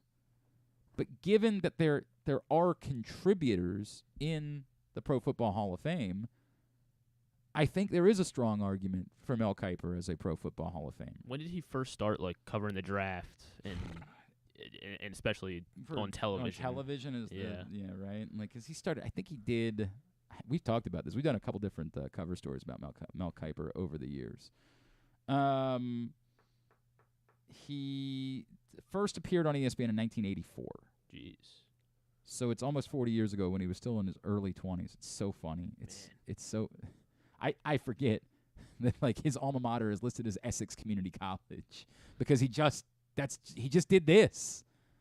Like, his relationship with Ernie Accorsi led him to just doing this, and he made clearly a hell of a life for himself just doing this. And there are regularly times where it was discussed about the idea of a team hiring Mel Kiper. The way that, like, in recent years, Louis Riddick has been discussed, and others have been. Obviously, Mike Mayock became a general manager, right? Daniel Jeremiah now, like. But some of those guys had football. Daniel Jeremiah was a scout. Correct. Yeah. Like, he had worked his way up through team. Mike Mayock had been a player and had worked his way up through. Mel Kiper has never done any of those things. He's always been one thing, a draft analyst, who in his early 20s was put on ESPN because he was the guy studying the draft and nobody else was doing it. And built what we now know as a primetime event, a major television event, a network TV event. I think it's a strong argument. I really do. I think it's a very strong argument for Mel Kiper to have his name at least brought up in the room and discussed, but I think the argument is even stronger than that. I think I'd lean to the side of, and it's not just because he's a local guy and it's a local story that could end up. It's one, like, I did a 15 a few years ago for Press Box about, the next Baltimore Hall of Famers after Mike Messina got in. It's like, who are the next Baltimore sports, arguments and deserving consideration for Hall of Fame recognition? And, like, Carmelo Anthony's an easy one, right? Like, he'll obviously end up in the Basketball Hall of Fame. There are a few that are easy, clearly Terrell Suggs is going to be a Pro Football Hall of Famer. Marshall Yonda is going to have an argument. I don't know for sure that Marshall Yonda will get in, but he will definitely end up on the ballot and be in the room at some point. Justin Tucker, of course, will get into the Pro Football Hall of Fame one day. Like, I think Yonda could get in. But there are others. I mean, it's still, a lot of people will tell you it's shameful that Mike Curtis, the Mad Dog, who unfortunately passed away just recently, is still not in the Pro Football Hall of Fame and is absolutely deserving for the way that he patrolled that middle linebacker position for the Baltimore Colts, is deserving of being a Pro Football Hall of Famer. But I never even considered the thought of Mel Kiper as a Pro Football Hall of Famer. But I think it's a strong and compelling argument for him to be enshrined in Canton, and it's a good campaign for ESPN. It's absolutely a deserving campaign for their executives to start pushing for, because it's kind of their thing that they get to say, this is us. Mm-hmm. Like, the NFL Network can air it, and the NFL can talk, but this is not a thing if not for us. And here's the guy that made this a thing. So it was fascinating to me. All right, let's get back into Would You Rather Wednesday really quickly before we talk to Andrew Vorhees. Or do you want to do Andrew? No, let's do Would You Rather Wednesday, and then we'll talk to Andrew Vorhees, all right? I did tease it. Would You Rather Wednesday brought to you by Birdland Sports. They have some really cool new shirts available, including, if you have not seen it yet, go right now to birdlandsports.com, because this is, Josh is a smart dude, this Yenier Cano T-shirt is perfect. It's Cano, but the A is replaced by, what do you? I'm trying to do what he does. I was like, are you trying to show people your shirt? That's not a Birdland Sport. Yes, it's replaced by the pose, and it looks flawless. I mean, it's an absolutely perfect shirt.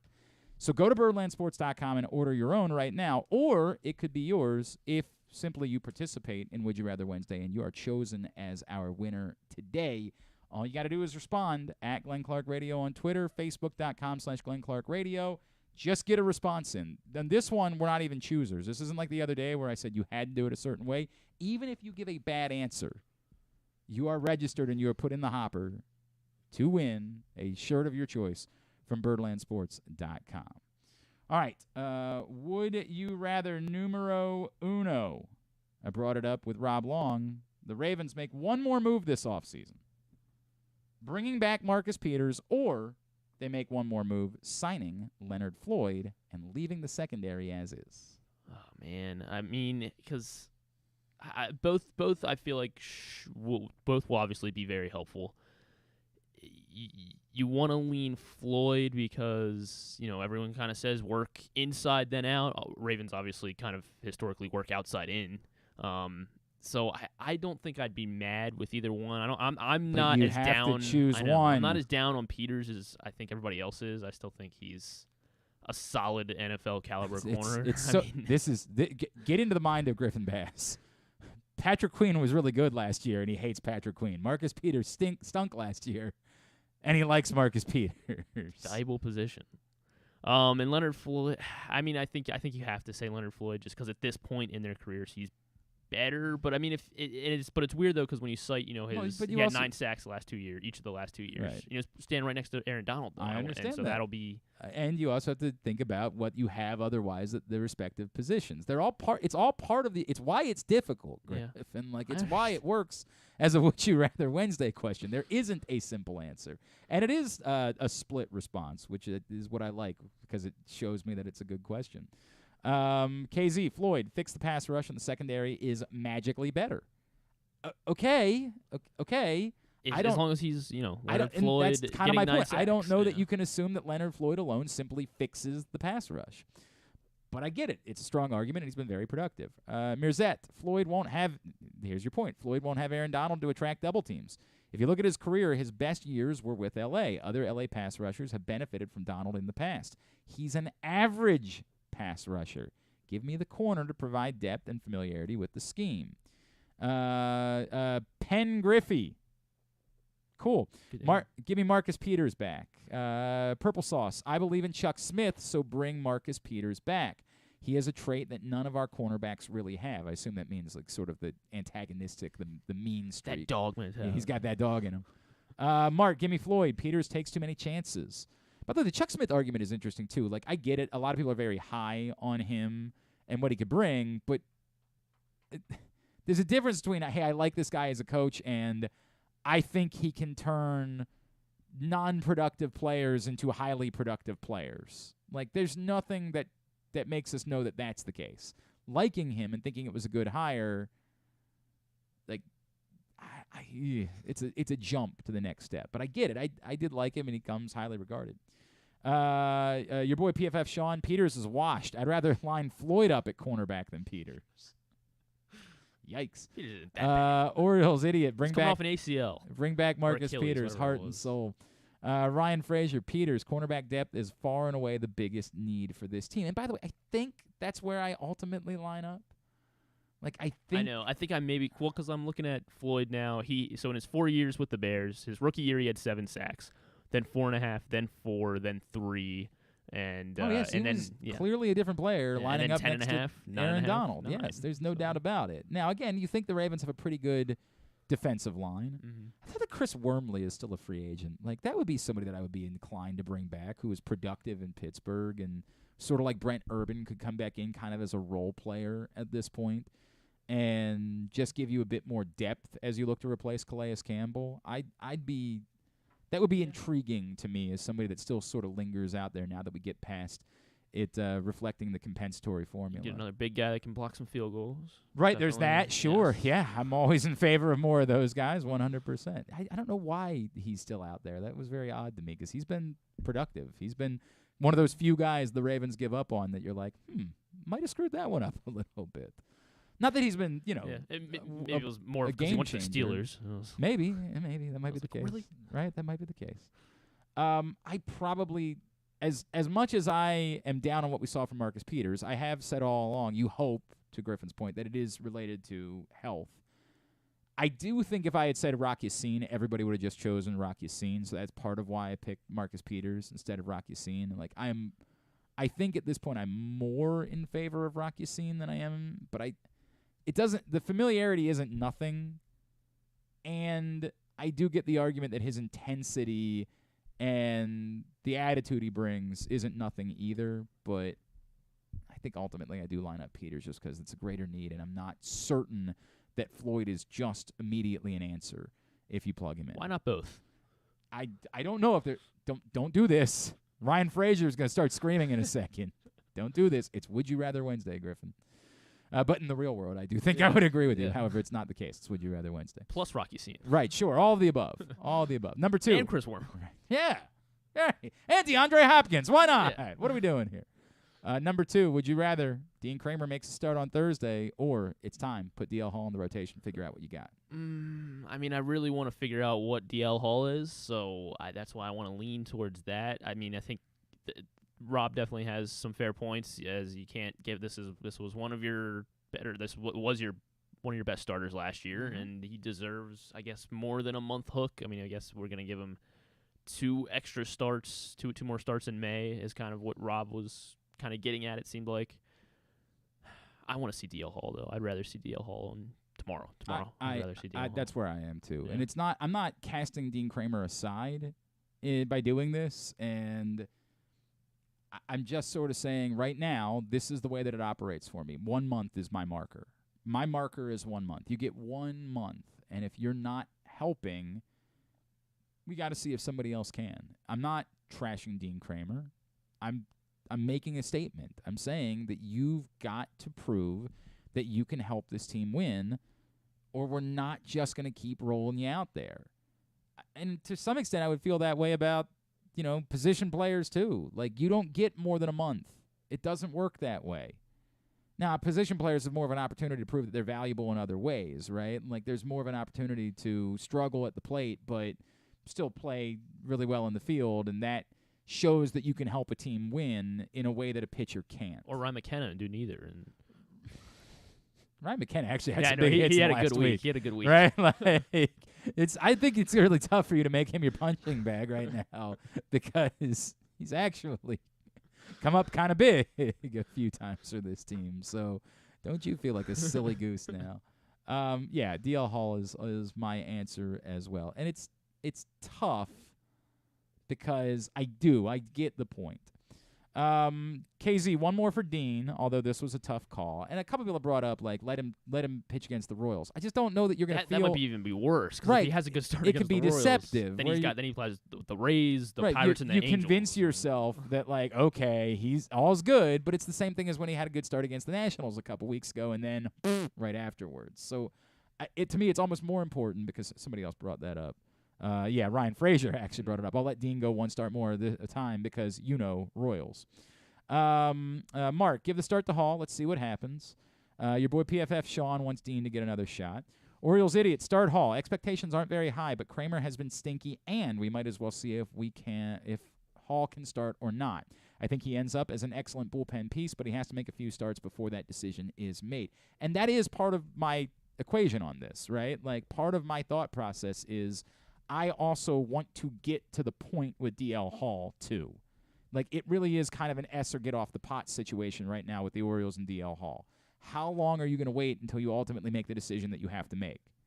Get him in the rotation, give him a month, figure out. If he shows that he's that guy, great, wonderful. But if not, let's get on with it and say, DL, we've tried, we've given it multiple opportunities. We need now for you to commit to becoming a high-level bullpen arm for us at this point. And I, too, think that ultimately, Stan's been banging that drum for over a year, I have come around on that. But you decided that you wanted to stretch him out. Part of my thought process is, let's go. It's time. Get your answer. And Dean Kramer, if he goes down and pitches really well in AAA, can always come right back in a month and be given another shot to take that. Or the idea that you're not going to need another pitcher at some point seems kind of silly. I mean, we're all hoping that John Means is back at some point and takes a rotation spot, and we'd love for the Orioles to acquire a pitcher at some point, but I think you're going to need another pitcher at some point. I don't think this just means the end of Dean Kramer. Lawrence, give me Hall. I do think Kramer is capable of figuring it out, but it's time we gave Hall the Bradish Grayson treatment. Let's see what he can do. Let him take his lumps as a starter and decide what to do from there. Adding a left-handed pitcher to the rotation doesn't hurt either. Agreed on all accounts. And let's just get one more in before we talk to Andrew Vorhees. Number 3, would you rather be tortured by the smoke detector for 50 days or give up a toe? Both things that I considered over the course of the last week. As you'll remember, instead of going to a party on Saturday night, I asked my wife if I could just give her a toe. I was like, hey, I could do that, but also, what if I just gave you a toe? Could that get me out of this? So you have to give up a toe or what toe is? You get to pick. Oh, okay. That's the beauty of it. Your choice. Or 50 days. 50 days. Every room you're in, everywhere you go, has a chirping smoke detector. Is it like I can go outside and but that, you like, can't kinda go gets me outside for away? more time than you usually would. Okay. Yeah. But like if I'm in the car, like you're not banned. But again, it's normal time. You don't get to alter your schedule at all based on this situation. I mean, if there was a smoke detector chirp while I was driving in traffic, well, yeah, I'd hurl myself off a bridge. Oh my God. There would be. I love my children, but there would just be no way. And I think one day they'd understand, honestly. I think if I wrote a note, this is what I was dealing with. I'm sorry. I love you. Ask Zach from All Time Low to raise you instead. I still have all my toes, so I'm not sure. Boy, is Zach going to feel really silly when he finds out that's what I've got on the sheet for where my kids go. Well, I'm sure he's a stand-up guy, right? I think he'd be like, all right, as long as you're okay with them moving to Hawaii. I think he'd be down for it. Since I still have all my toes, I don't know what it'd be like to lose one. That is the weird part. I think it's easy for me to say, like, yeah, I'll give up a toe, and then you think about, like, I think there's a reason why we have 10 of them. I take off my sock. I'm like, whoa. Yeah, right. What's going on there? Forget about that. So I lose my toe forever. I don't get it back after 50 days. It's not just 50 days without a toe. Forever without a toe versus 50 days. Smoke detector. I just don't know that I will survive the 50 days. That's part of the problem. What's worse, losing a toe or you losing your life? I mean, you would think you get used to it, I guess, the chirping of the smoke detector. 50 days. 50 days. 50 days. 50 days. Everywhere. I mean, let's see.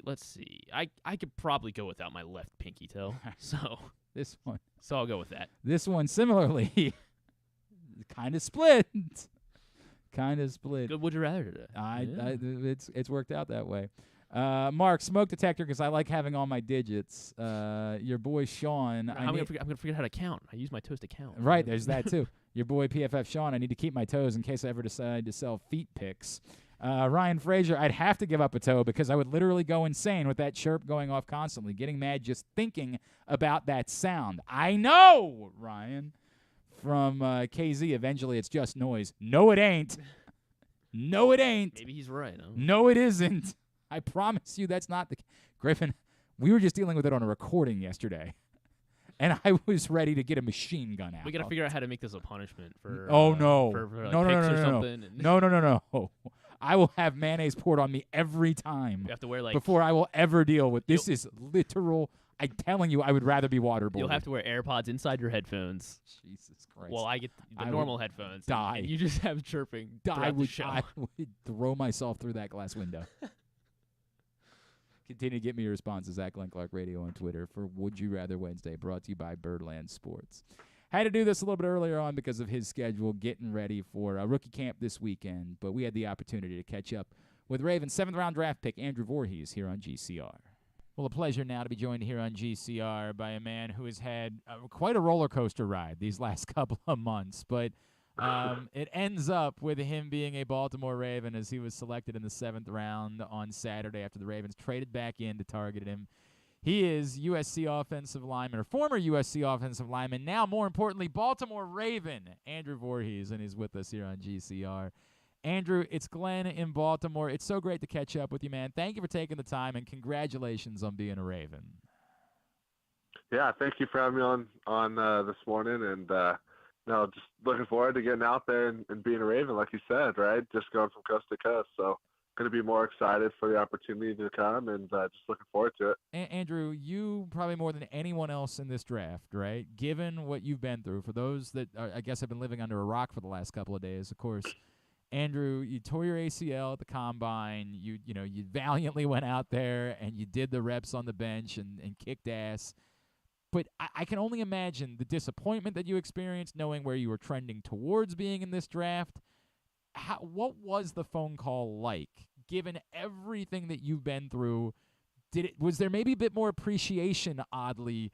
Like, I'm starting to wonder if maybe you might have been more excited than you could have ever possibly imagined about being a 7th-round draft pick. Yeah, no, it is crazy, right? Given the hand I was dealt. When I got the call, it was just so indescribable. It's hard to even say what the emotions were like going through my mind. But I saw the Maryland area code on the caller ID, and I instantly knew who it was. So was so thrilled when I got that call. Just something I'll never forget, and forever will be thankful for getting that call. And but yeah, I mean, it has been a roller coaster of emotions given the circumstances I've been dealing with right over the last 2 months, getting hurt at the combine and then having to navigate through all that and stuff. But nonetheless, I'm grateful for where I'm at now, and just looking forward to the opportunity to be a Baltimore Raven. Was it ever difficult for you in this process to not feel sorry for yourself, to like have to shake yourself and say, dude, you can't think about, what could be or what could have been. You've got to just focus. Did you ever struggle with that over the course of these last few months? Yeah, definitely. I think at first when I got the news, right, that I tore my ACL at the combine, it was just so bummed. Like, just honestly equally as hard to describe as getting drafted. Yeah. But yeah, I mean, I felt bad for myself, right? Like you were saying, for a little bit. It really though didn't take me too long to get over it, because from my perspective, life is all about how you respond to the events that occur in your life, right? So tearing my ACL was the event that I had gone through, and then it was all about how I responded to that. And I'm a firm believer that will dictate your outcome in your life. So I knew that, right, it's like hitting that fork in the road. You can go either way. You can feel sorry for yourself and go down a dark path, or you could go down the opposite path, right, and have a positive outlook over the whole situation and stuff. And so I chose to go down that route, and I'm here today. So I'm thankful for it. I still got drafted, and I firmly believe I'm going to one of the best organizations in the NFL. So just super thankful for all of it, regardless of how unfortunate the injury was. I think it's just definitely a life lesson that I'll learn from for sure. He is Andrew Vorhees. He's with us here on GCR. To the point, Andrew, that you got to control your circumstances. You turn around.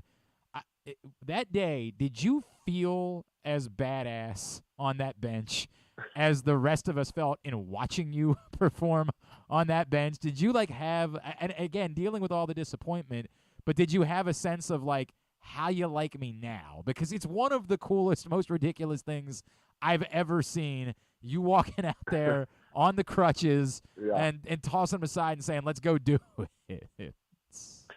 Yeah, so I'll give you a little bit of a story about that whole day, actually. So I found out, so I tore my ACL on Sunday on the drills, and then the bench press was actually Monday morning, and I didn't find out officially that my ACL was torn until that Monday morning. So it was about probably 2 hours before I went and did the bench press.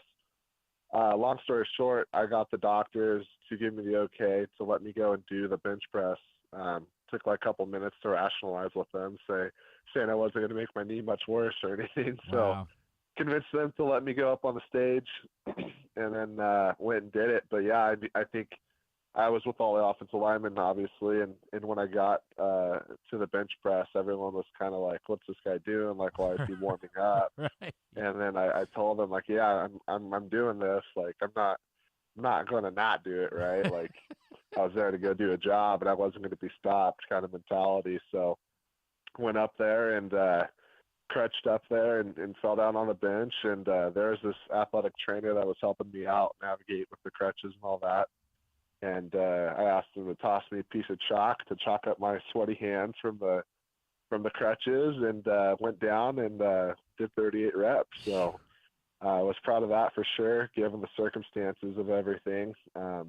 Definitely not easy to bench press with a torn ACL with a walked out leg that you could barely put weight into the ground. So definitely was fighting an uphill battle, but I went out there and I performed, and I was proud of myself and what I was able to accomplish that day. That was so cool. By the way, you're not going to not get Randy Jackson's autograph, obviously. I don't know if you're a Step Brothers fan, but I just, all I could think of when you said that. What stands out to me, you're gonna have grandkids one day, right? And your grandkids are gonna be like, so I hear you were a football player, and I hear you were kind of a tough guy, and that's going to exist for forever. Yeah, you think you're tough? Watch what Granddad did once upon a time. Yeah, that. No doubt that. Yeah. Go ahead. No, I was gonna let you go. I can't even imagine how cool. I feel like I would probably watch that video every day if I had accomplished something like that. Yeah. No, it's weird because in the moment you don't realize the impact things will have, right?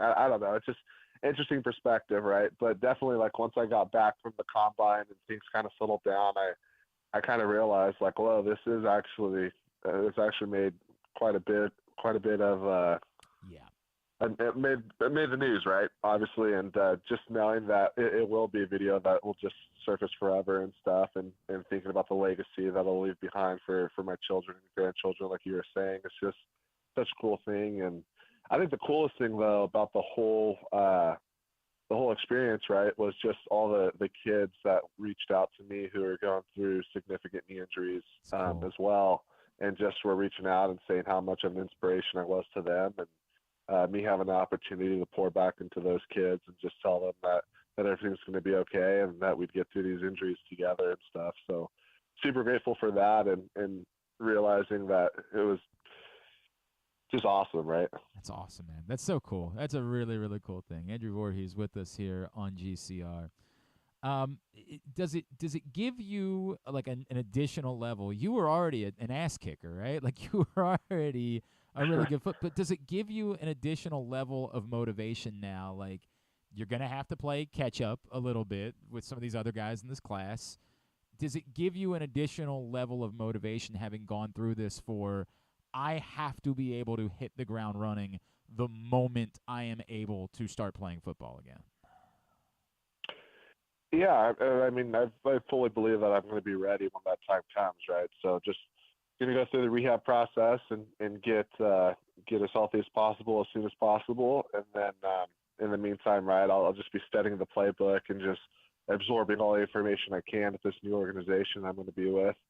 But yeah, no, definitely going to have to hit the ground running for sure. It's an uphill battle without a doubt, but I'm confident in myself and my abilities, and I know I'm going to have a good support staff around me to help out and encourage and all that throughout this whole process. So yeah, I'm going to be ready for sure when the time comes. You know, you come in, as you mentioned, that you feel it's one of the best organizations of football, and we like hearing that, but it's certainly the history suggests that's the case as well. I know you would have been excited no matter what, but does it give you an additional level of this team believed in me? They traded back to make sure they had the chance of taking me. Does that like fortify maybe the faith and the feeling that you have about how you're starting your pro career a little bit more? Absolutely. And I just think them taking the shot and believing in me, knowing that realistically I probably won't have as much playing time this year, if any, as you'd hope out of somebody you draft. So knowing that they do believe in me, right, gives me it's again hard to describe, right? It's just like such a hard thing to put words to. But I mean, they believe in me, and that's all I need to know about them and their commitment to their program. So yeah, I mean, once I get healthy, I'm going to go prove them right and make sure that they know that they made the right choice by trading back in and picking me in the 7th round. You just said something there that was interesting to me because everybody else is definitively saying, well, there's no way he's going to be able to play in 2023. But what you just said, it sounded like you're still kind of leaving that door open a little bit. And I get that, right? That you're not going to doubt if there's any way that it's possible, you're going to drive yourself crazy in order to try to do it. Like it sounds like you're saying you haven't ruled out the idea that maybe you could go through a recovery and be ready to help before the season was over. I mean, yeah, we'll see, right? You just never know with things, and just I've been doing so well with my recovery so far. I'm only about a month out of surgery, but yeah, definitely don't want to close any doors now. And I mean, if I didn't prove to the world I wasn't a competitor, right, with going out and doing the bench press after a torn ACL, right? I don't know what else would what other proof you need, right? So definitely not ruling anything out. It's early and we got a long year, and anticipate, right, the Baltimore Ravens playing pretty late into the season. So definitely not going to rule anything out this early on, and we'll just take it right day by day and just get better. So I happened yesterday to catch up with a coach you went up against. I was talking to David Shaw, who was at Stanford, and was Caillou Blue Kelly's coach. And I just brought you up when I was talking to him, and he said, man, this guy is a people mover. Like, you are getting someone who is going to knock people back. What you, in your words, when you're able to get on the football field and be healthy for the Baltimore Ravens, what will the Baltimore Ravens be getting in Andrew Vorhees? Yeah, I think just one word to describe it, just physicality, right? I think I do a great job, right, in the run game, especially. It's easier to display just my physicality. So I think that's definitely one of the most considerable traits that you need to have as an offensive lineman, right? If I'm saying it correctly. But yeah, I mean, Coach Shaw and I had a lot of battles over the years when he was at Stanford and I was at USC. A lot of good players he's coached, but yeah, definitely that was always a physical game with those guys. Given that we're both in the state of California, so it was like a little mini rivalry game, really, if you would, every year. So yeah, but I think physical is just probably the trait I'd say, or the one word I'd say to describe what the Baltimore Ravens are getting when it comes time for me to go out there and put the uniform on and prove it. All right, so as I was digging into your bio and trying to find some things about you, I don't know how this math works. Did you get married at like 18 years old? Did I read that right? Yeah, I was 19. Wow. I got married in the spring of 2018.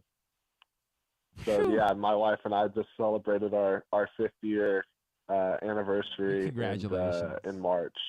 That's Thank awesome, man. Dude, like did anybody pull your side like, Andrew, you know, like she's great, we love her, but like are you sure you're really young? Like, did you have to go through any of that? Yeah, definitely. I mean, just for sure. I mean, without a doubt, I had to go through all that. But one of the best decisions I made in my life, right? That's awesome, man. Wouldn't trade her for the world. So that's awesome. We're happily married, and she'll be out there with me in Baltimore. So we're excited to pick up our lives and move it from the West Coast all the way to the East Coast. All right. Before I let you go, and I know you've been asked, but the idea of sharing an offense with Lamar Jackson, how does that sound to you? Yeah, I mean, that's incredible, right? Just think having him in the backfield just makes things a whole heck of a lot easier for you as an offensive lineman. Just how elusive and how good of an athlete he is and a quarterback in general. So I'm super excited to get to know him and the rest of the team as well, but definitely is super exciting knowing that I'm going to play with Lamar Jackson. That's awesome, man. Anything else we should know about Andrew Vorhees, the person? Like, you know, when you're not playing football, when you're not, you know, doing 38 reps on a bench, like what should we know about you? What would a Friday night look like in the spring in the normal world for Andrew Vorhees? Yeah, I'm an avid foodie, so awesome. I'm excited to get out to the East Coast. Okay, and, are you a seafood? See what that diet's all about. Are you a seafood person? Well, I like seafood, yes. Oh, dude, this is gonna go so well for you. Oh, I can't wait. I can't wait. We'll follow up after we talk. We're gonna get you to some places. We're gonna make sure that happens because this is going to be. And not to take nothing away from the West Coast, you are about to be in heaven, my friend.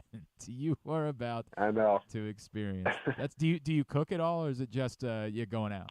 I do cook. Yeah, no, I like to cook, but I like to go out equally as much. Awesome, man. Awesome. That's great stuff. Andrew Vorhees, of course, Ravens 7th-round pick out of USC. At Andrew_Vorhees on Twitter is how you can follow him. And what about, are you on Instagram as well, Andrew?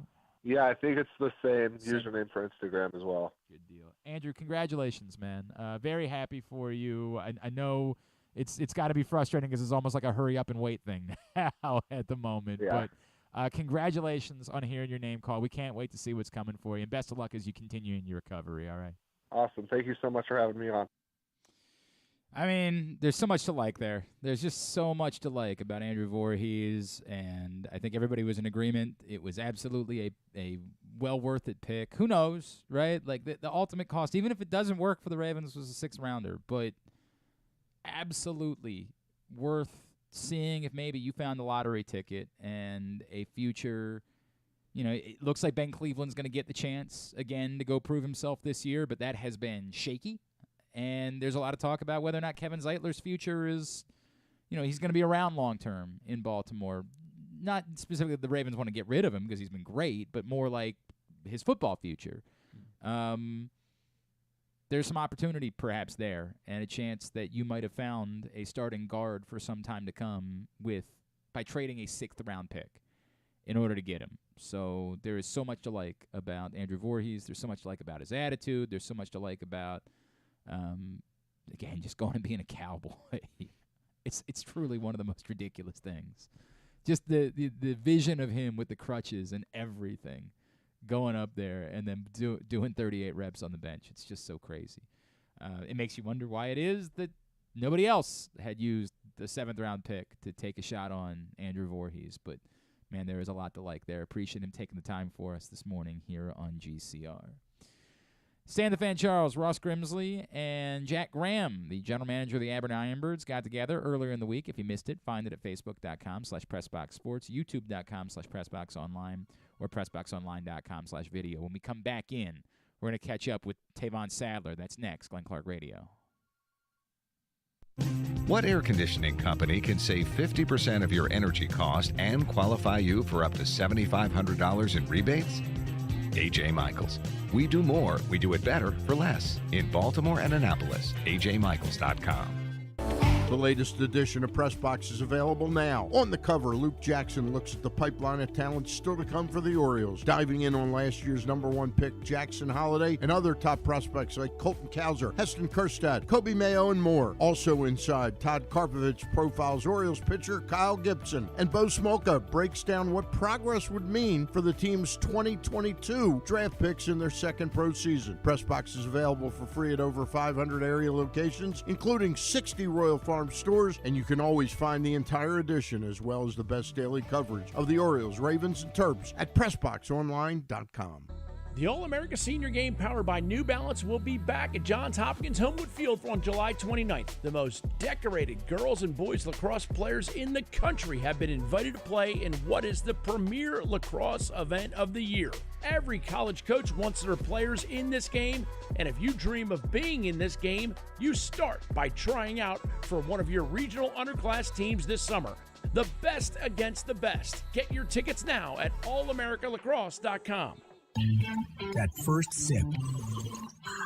That first bite. Start your day off right with a delicious breakfast at Royal Farms. Choose from a fantastic selection of fresh Royal Farms breakfast sandwiches and top it off with a rich hot cup of the freshest coffee in the world. At Royal Farms, breakfast is available day and night. It's the freshest breakfast in the world. Real fresh, real fast. Royal Farms. Costas Inn has been serving up delicious steamed crabs for over 50 years. Lately, the crabs you want to eat when the weather warms up have gotten harder and harder to get. So get your crab eating game plan in place. Make sure to stick this number on your fridge, 410-477-1975. Call ahead and reserve the size crabs you want. You may be able to walk in, but you may also be disappointed at the size or maybe even get shut out altogether. So call ahead, have a plan, and then arrive on your crab eating vacation. Costas also has delicious crab soup and crab cakes. The Costas Inn at 4100 North Point Boulevard. For more than 50 years, they've been satisfying crab lovers in and around Baltimore. Make the most out of every day in your Toyota RAV4. Available in hybrid or gas-only models. A RAV4 can get you where you want to go in style. Check out buyatoyota.com for deals on new RAV4s from your local Toyota dealer today. Check out PressBoxOnline.com every day to find daily winners and betting advice from Jeremy Kahn. And if you want some advice about life decisions that you probably shouldn't make, here's Glenn Clark. All right, thanks again to Ravens draft pick Andrew Vorhees for joining us. Let's switch gears this morning, as this one's kind of wild to me. I feel like it was only a couple of years ago that we were watching this dude play at St. Francis, and now at just the age of 28, he is a head coach as he has returned to his alma mater. And he has taken over at Nicholls. Aberdeen native, St. Francis alum. It's a pleasure welcoming Coach Tevon Sadler to GCR. Coach, it's Glenn in Baltimore. It's great to catch up, man. Thank you for taking the time, and congratulations on the new gig. Man, thank you for having me, Glenn. I appreciate the opportunity of being on. Man, what a story this is, right? Like, you're 28 years old. I remember when I was 28, Coach, I was not nearly in a position where I could be entrusted with a role like this. What does it feel like for you to be back at your alma mater and to be entrusted with this role of taking over as head coach? I mean, first and foremost, just the president, the athletic director, the board of trustees, for them to even trust me with this opportunity, it's amazing. This isn't something I take very lightly. It's something I'm ready for. It's something I've been preparing for. To say the least, I'm blessed, honored, and humbled to be in a position that I'm ready to help young men get to where they need to be the future leaders of tomorrow, not only on the court, but off the court also. How do you think you have been prepared? Like, what is it, the guys that you've been around, obviously a year ago at Maryland, but, other places, whether it's Coach Miles years ago, who all has helped prepare you, not as a player but as a coach, for taking on a responsibility like this? I mean, I got a long list of guys who have helped prepare me, but when you talk about Kevin, when you talk about Nick Miles, in my program, I tell people all the time, they laugh. I know St. Francis is only a high school, but my program could be similar to how they run their program with the family atmosphere and just the relationship, family base, and the hard work. I mean, I'll be more than fine with that, I know it's two different levels, but I tell people all the time, if I have the same impact on my kids that Nick Miles had on me, I think I ran a heck of a program. Nick went from being my high school coach to now my mentor to one of my best friends. So that would be one guy. I would also thank David Cox. You know, I think the job that David Cox did with me this year personally, it was just tremendous. I learned so much from Cox, also Willard too, though. But my relationship with Cox and just the things he taught me this year and the ways he wrapped his arms around me, it was just, it's something that money can't buy. And I'm so thankful to even run into a mentor like David Cox. I still talk to the Wes Millers, Yeah. I played for the youngest head coach in the country at the time. Wes Miller was 28 when I played for him. So I've been picking Wes's brain a lot. Austin Conch, I worked for Austin Conch when he was 28. So when we talk about me being 28, I think I was kind of already groomed for this. I played for the youngest head coach in the country when I was in college, and I worked for the youngest head coach in the country when I joined the game, So just picking off of things that they did well, that they didn't do well, and how I can prepare in such ways that and see things as such that they have done well, and just still been able to rely on those guys, man. By the way, what has Wes Miller gone on to do, though? Seriously, I mean, what kind? I mean, my God, like that is it's a hell of a mentor to have. There's no question about that. Coach, I feel like there's another side of this. You're a kid who grew up in Aberdeen. And by the way, there have been a few successful folks that have come from Aberdeen over the years. It's not like there isn't a track record of a couple of guys that have made nice names for themselves. But the thing that jumps out at me a lot right now is it's still a difficult time for – we were just talking about this. I mean, literally just a couple of guys that have gotten jobs. Tony Skinn, we were talking about it with recently, who obviously you were with a season ago. But it's still, unfortunately, been a difficult time for black coaches throughout the sport to get opportunities. Is there a part of you that as a black coach, to get this chance at 28 that says, boy, I need to make sure that I show everyone that this is why you should understand that we should be getting these jobs and you shouldn't be making guys wait 15, 20 years for these types of opportunities?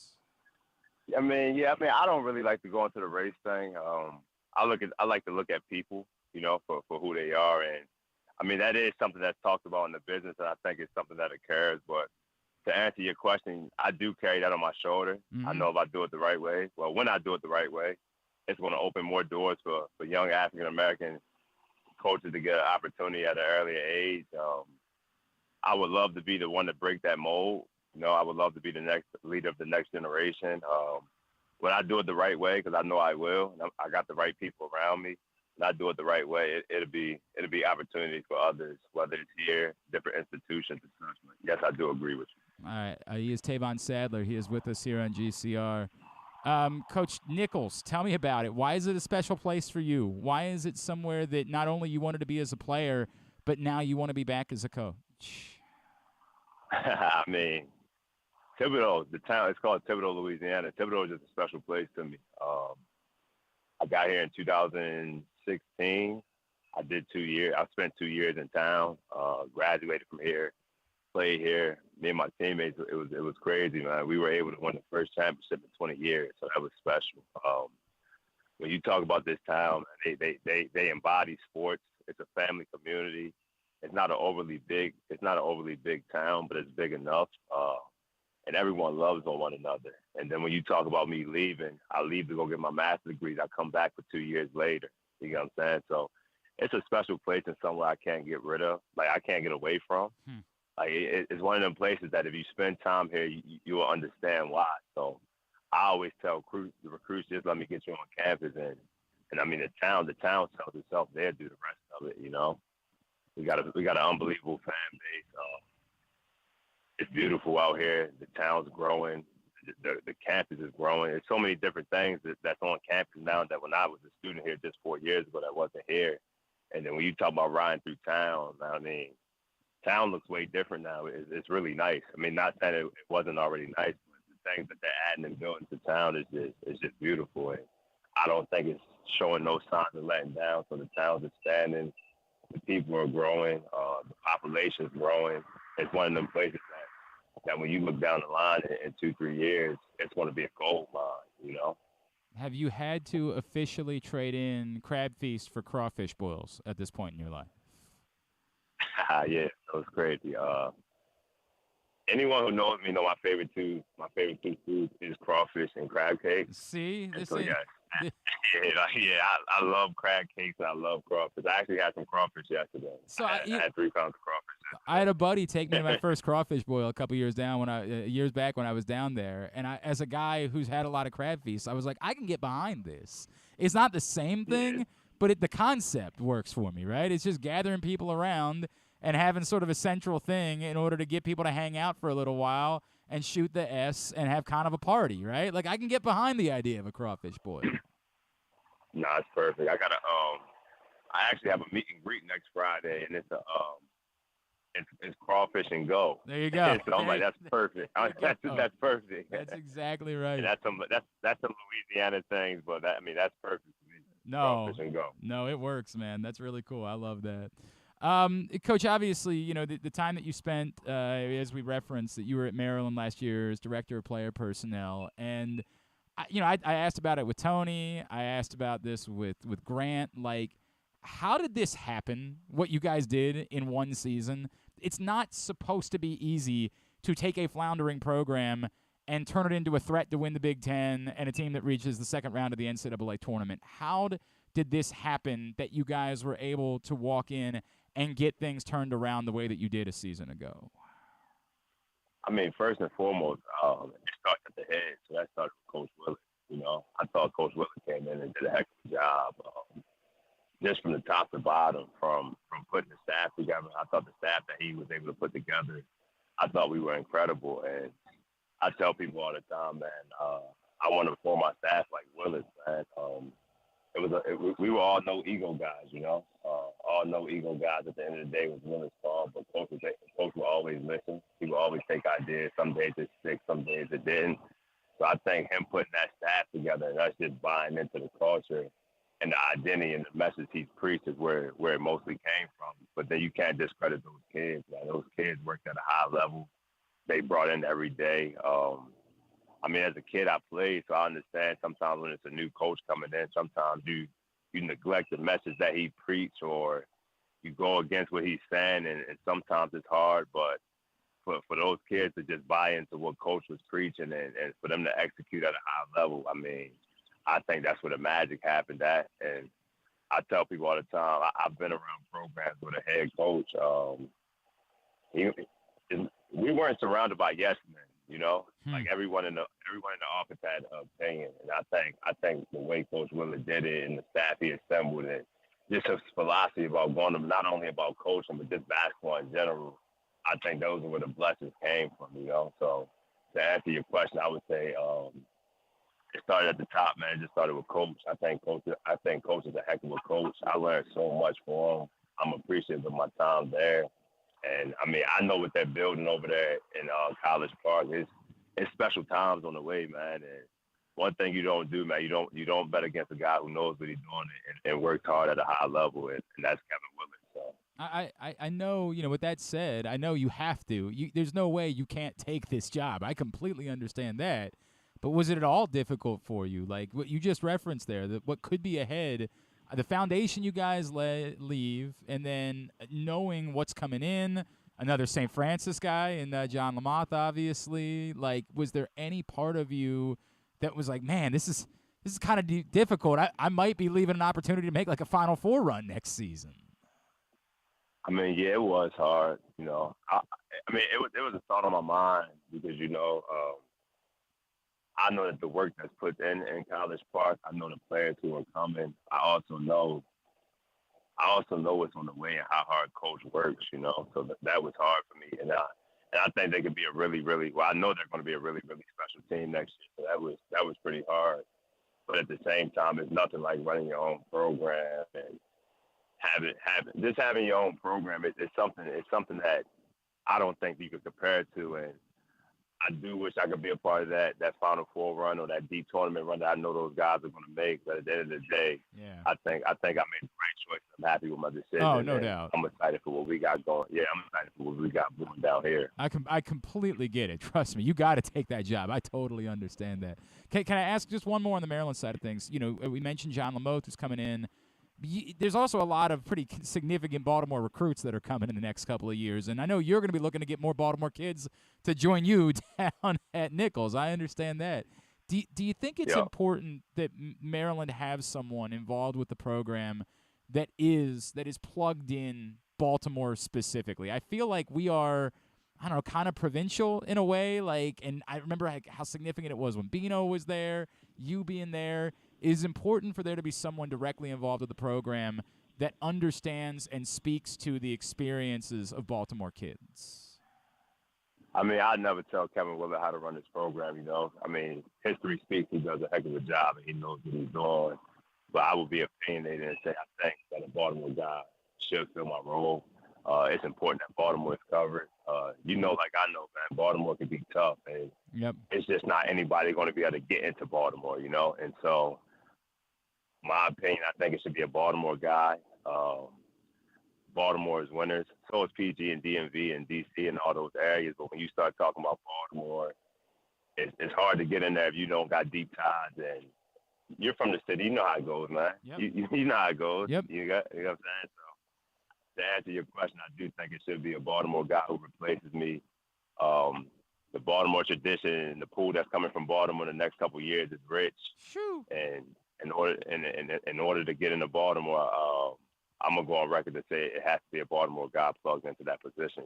Yeah, you're not gonna be stealing away like Derek Queen to get the Nicholls, right? Like that's not. Man, we're really. I'm starting to get a little bit nervous about those connections that you have. I probably won't be in there on the Queen race. I definitely got a couple Baltimore guys. I don't think I can speak on the kid. He had to sign the paperwork, but my first commit was actually from Baltimore. So that's awesome. When you talk about Thibodeau, it's not a hard place to sell kids on because the town is beautiful, and I'm gonna always dip back in the home. I've always had. Just check my track record. There's always Baltimore kids down that maybe I shouldn't get, but due to relationships and my ties to the town that I'm able to get, and the Baltimore kid that I got committed, I'm very excited about him, and don't be surprised if there's a couple more Baltimore kids who do join the party. So I believe it. I'm just taking my time with it all. I believe it. I know how much they respect you. I know how important you are as a figure in this community. The most important question I have to ask you, Tevon, you and your brother line up. You play one-on-one, game to 11 right now. Who's winning? Which brother? Davon. See, the thing is, I wanted you to say all of them. Man, can't none of them beat me in one-on-one, Which one? Nah, I'm not going.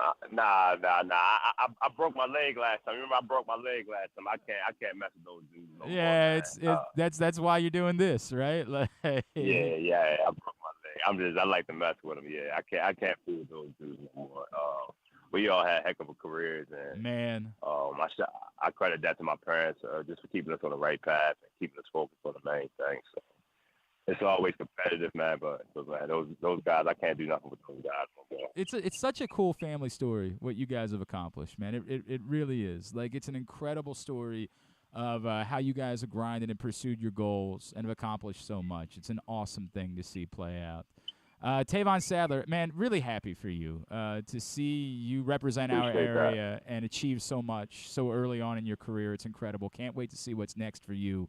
Really appreciate you hopping on and spending a couple of minutes with us, and we'll be in touch. When you're getting ready to make your first trip to the NCAA tournament, I promise you we're going to be reaching out and celebrating you a little bit more, all right? Yeah, let me go on record and say it won't be long. I appreciate that, Glenn. Hey, Tevon, thanks so much for doing this, man. Really appreciate you. Tevon Sadler, head coach at Nicholls, as he's returned to his alma mater. of course, Aberdeen native, St. Francis alum, and spent that season at Baltimore. And I echo his sentiments. I think his role should be filled by someone with Baltimore. And it's not to say, because I really love Greg Manning. I think Greg Manning, from his time here, knows Baltimore. But I just think there's something unique. The kids that you're going after, and especially with guys like Derek Queen on the horizon, I think it's important that the role be filled by someone who speaks to those kids a little bit more one-on-one, a little bit more understanding of who they are, where they're coming from. And I just think it's hard to make a parallel. Clearly, you got the guys on staff that you want for getting after the D.C. PG County kid. Like, Mike Jones is there for that, right? Like, that's what he's there to do.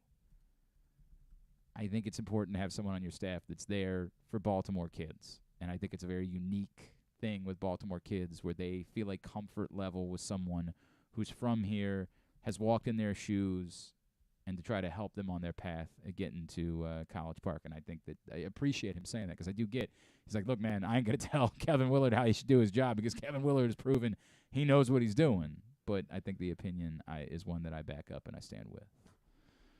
All right. Yes? While we're talking about Baltimore hoops, Coppin State making their Yeah, we didn't talk about head Larry coaching Stewart at hire. all. That's a great point. Yeah. Yes. Larry Stewart, a legend, obviously, at Coppin State, and he has spent quite a time. There's a comparison, right? Like, Larry Stewart has had to grind for years to try to get an opportunity, and has spent time at UMES and Morgan, and now he's getting his opportunity. Happy for Larry Stewart. I think we're going to wait till Monday to chat with Larry, because they want to do their press conference on Friday, and, they really want people to come out to it, so they don't want him to do a ton of interviews ahead of time. So I think we're going to try to wait till Monday. I was just talking with the crew over there, and I said, that's fine. I'm happy to do that. So I think Monday will be the day that Larry Stewart will join us. But obviously a Coppin State legend, went on to play in the NBA. I think I saw that he still owns some record for the Wizards franchise. I'm trying to think. I can't remember what it is. There's still some record, like a single game record or something like that I remember seeing once before, and then I was like, how about that? But yes, Larry Stewart is the new head coach at Coppin State, and someone who has worked a very long time to get that opportunity in order to do that. And I am extraordinarily happy for Larry Stewart. It is a very, very difficult job. I mean, an unbelievably difficult job. There's no football program there. There's not a huge campus. There's not a huge alumni base to tap into. You have to sell you have to basically sell games as part of your own salary. Like, you have to make your own salary in part by agreeing to money games all over the country early in the season. But then also, because they built a building, you have to have a certain number of home games, too, in order to justify the building. It is very, very difficult. The MEAC has gotten smaller. There is some question about the future of the MEAC. It's a tough, tough job. But Larry Stewart, one of the greatest players in program history, deserving of the chance to lead Coppin and to prove, he, of course, as a player, reached an NCAA tournament once upon a time. We all remember Coppin a few years later, successfully getting back to the NCAA tournament and then obviously winning a game, on top of it beating South Carolina. It's very difficult at the moment. It's a very, very difficult job, but we'll root like hell for Larry Stewart, and we'll look to support him. Happy for him as he gets the Coppin job. All right, we have one more segment to go. We'll get a tidbit. We'll get tubular when we come back in. Don't forget, PressBoxOnline.com/offers is the place for you to go to sign up for all of the best incentives and offers when it comes to sports betting in the state of Maryland, like $1,000. Get up to $1,000 in a deposit bonus match plus a $50 free bet from DraftKings. Just go to PressBoxOnline.com/offers right now in order to claim that incentive. It is Glenn Clark Radio. Are you a diehard O's fan looking for the perfect way to show your team spirit? Look no further than Birdland Sports. Birdland Sports is a small business run by fans for fans. They offer a wide variety of unofficial O's merchandise, from the Birds Are Coming tees to player cartoon shirts and more. And the best part? Their prices are more affordable than the big guys. So head to birdlandsports.com and grab your gear today. Show your support for the Birds with Birdland Sports. The latest edition of Press Box is available now. On the cover, Luke Jackson looks at the pipeline of talent still to come for the Orioles, diving in on last year's #1 pick Jackson Holliday and other top prospects like Colton Cowser, Heston Kjerstad, Kobe Mayo, and more. Also inside, Todd Karpovich profiles Orioles pitcher Kyle Gibson, and Bo Smolka breaks down what progress would mean for the team's 2022 draft picks in their second pro season. Press Box is available for free at over 500 area locations, including 60 Royal Farm stores, and you can always find the entire edition as well as the best daily coverage of the Orioles, Ravens, and Terps at PressBoxOnline.com. That first sip. That first bite. Start your day off right with a delicious breakfast at Royal Farms. Choose from a fantastic selection of fresh Royal Farms breakfast sandwiches and top it off with a rich hot cup of the freshest coffee in the world. At Royal Farms, breakfast is available day and night. It's the freshest breakfast in the world. Real fresh, real fast. Royal Farms. Harford Community College in Bel Air, Maryland, along with the National Junior College Athletic Association's Region 20, will host the 2023 NJCAA Men's Lacrosse National Championship May 13th and 14th at Harford Sports Complex, 401 Thomas Run Road in Bel Air. Semifinals are on Saturday, May 13th. The National Championship is Sunday, May 14th. Catch the action for $10 each day. Tickets will be available in advance or at the gate on game day. Qualifying teams will be announced. What air conditioning company can save 50% of your energy cost and qualify you for up to $7,500 in rebates? A.J. Michaels. We do more, we do it better for less. In Baltimore and Annapolis, ajmichaels.com. If you miss anything on the show, don't forget that you can watch full episodes at youtube.com/pressboxonline, and you can download podcasts on Apple, iTunes, Amazon, and Grindr. Wait, did I say Grindr? I don't think that you would find it on Grindr. Not that I know it's on Grindr or anything, I swear. On second thought, you know what? I don't care what you think. Here's Glenn. Back in here and winding down for a Would You Rather Wednesday edition of the program. Continue to get me your responses throughout the day. Tomorrow, Griffin will pick a winner to receive a shirt of your choice from our friends at Birdland Sports. I'm trying to think of what I need to do here. It's your local Toyota dealer and buyatoyota.com. I need to do that. Yes, the Toyota Tacoma comes in a range of models and trim lines, so you can choose the perfect Tacoma to reflect your unique personality and driving habits. Check out buyatoyota.com for deals on new Tacomas from your local Toyota dealer today. We didn't mention, of course, Joel Embiid was officially named NBA MVP last night.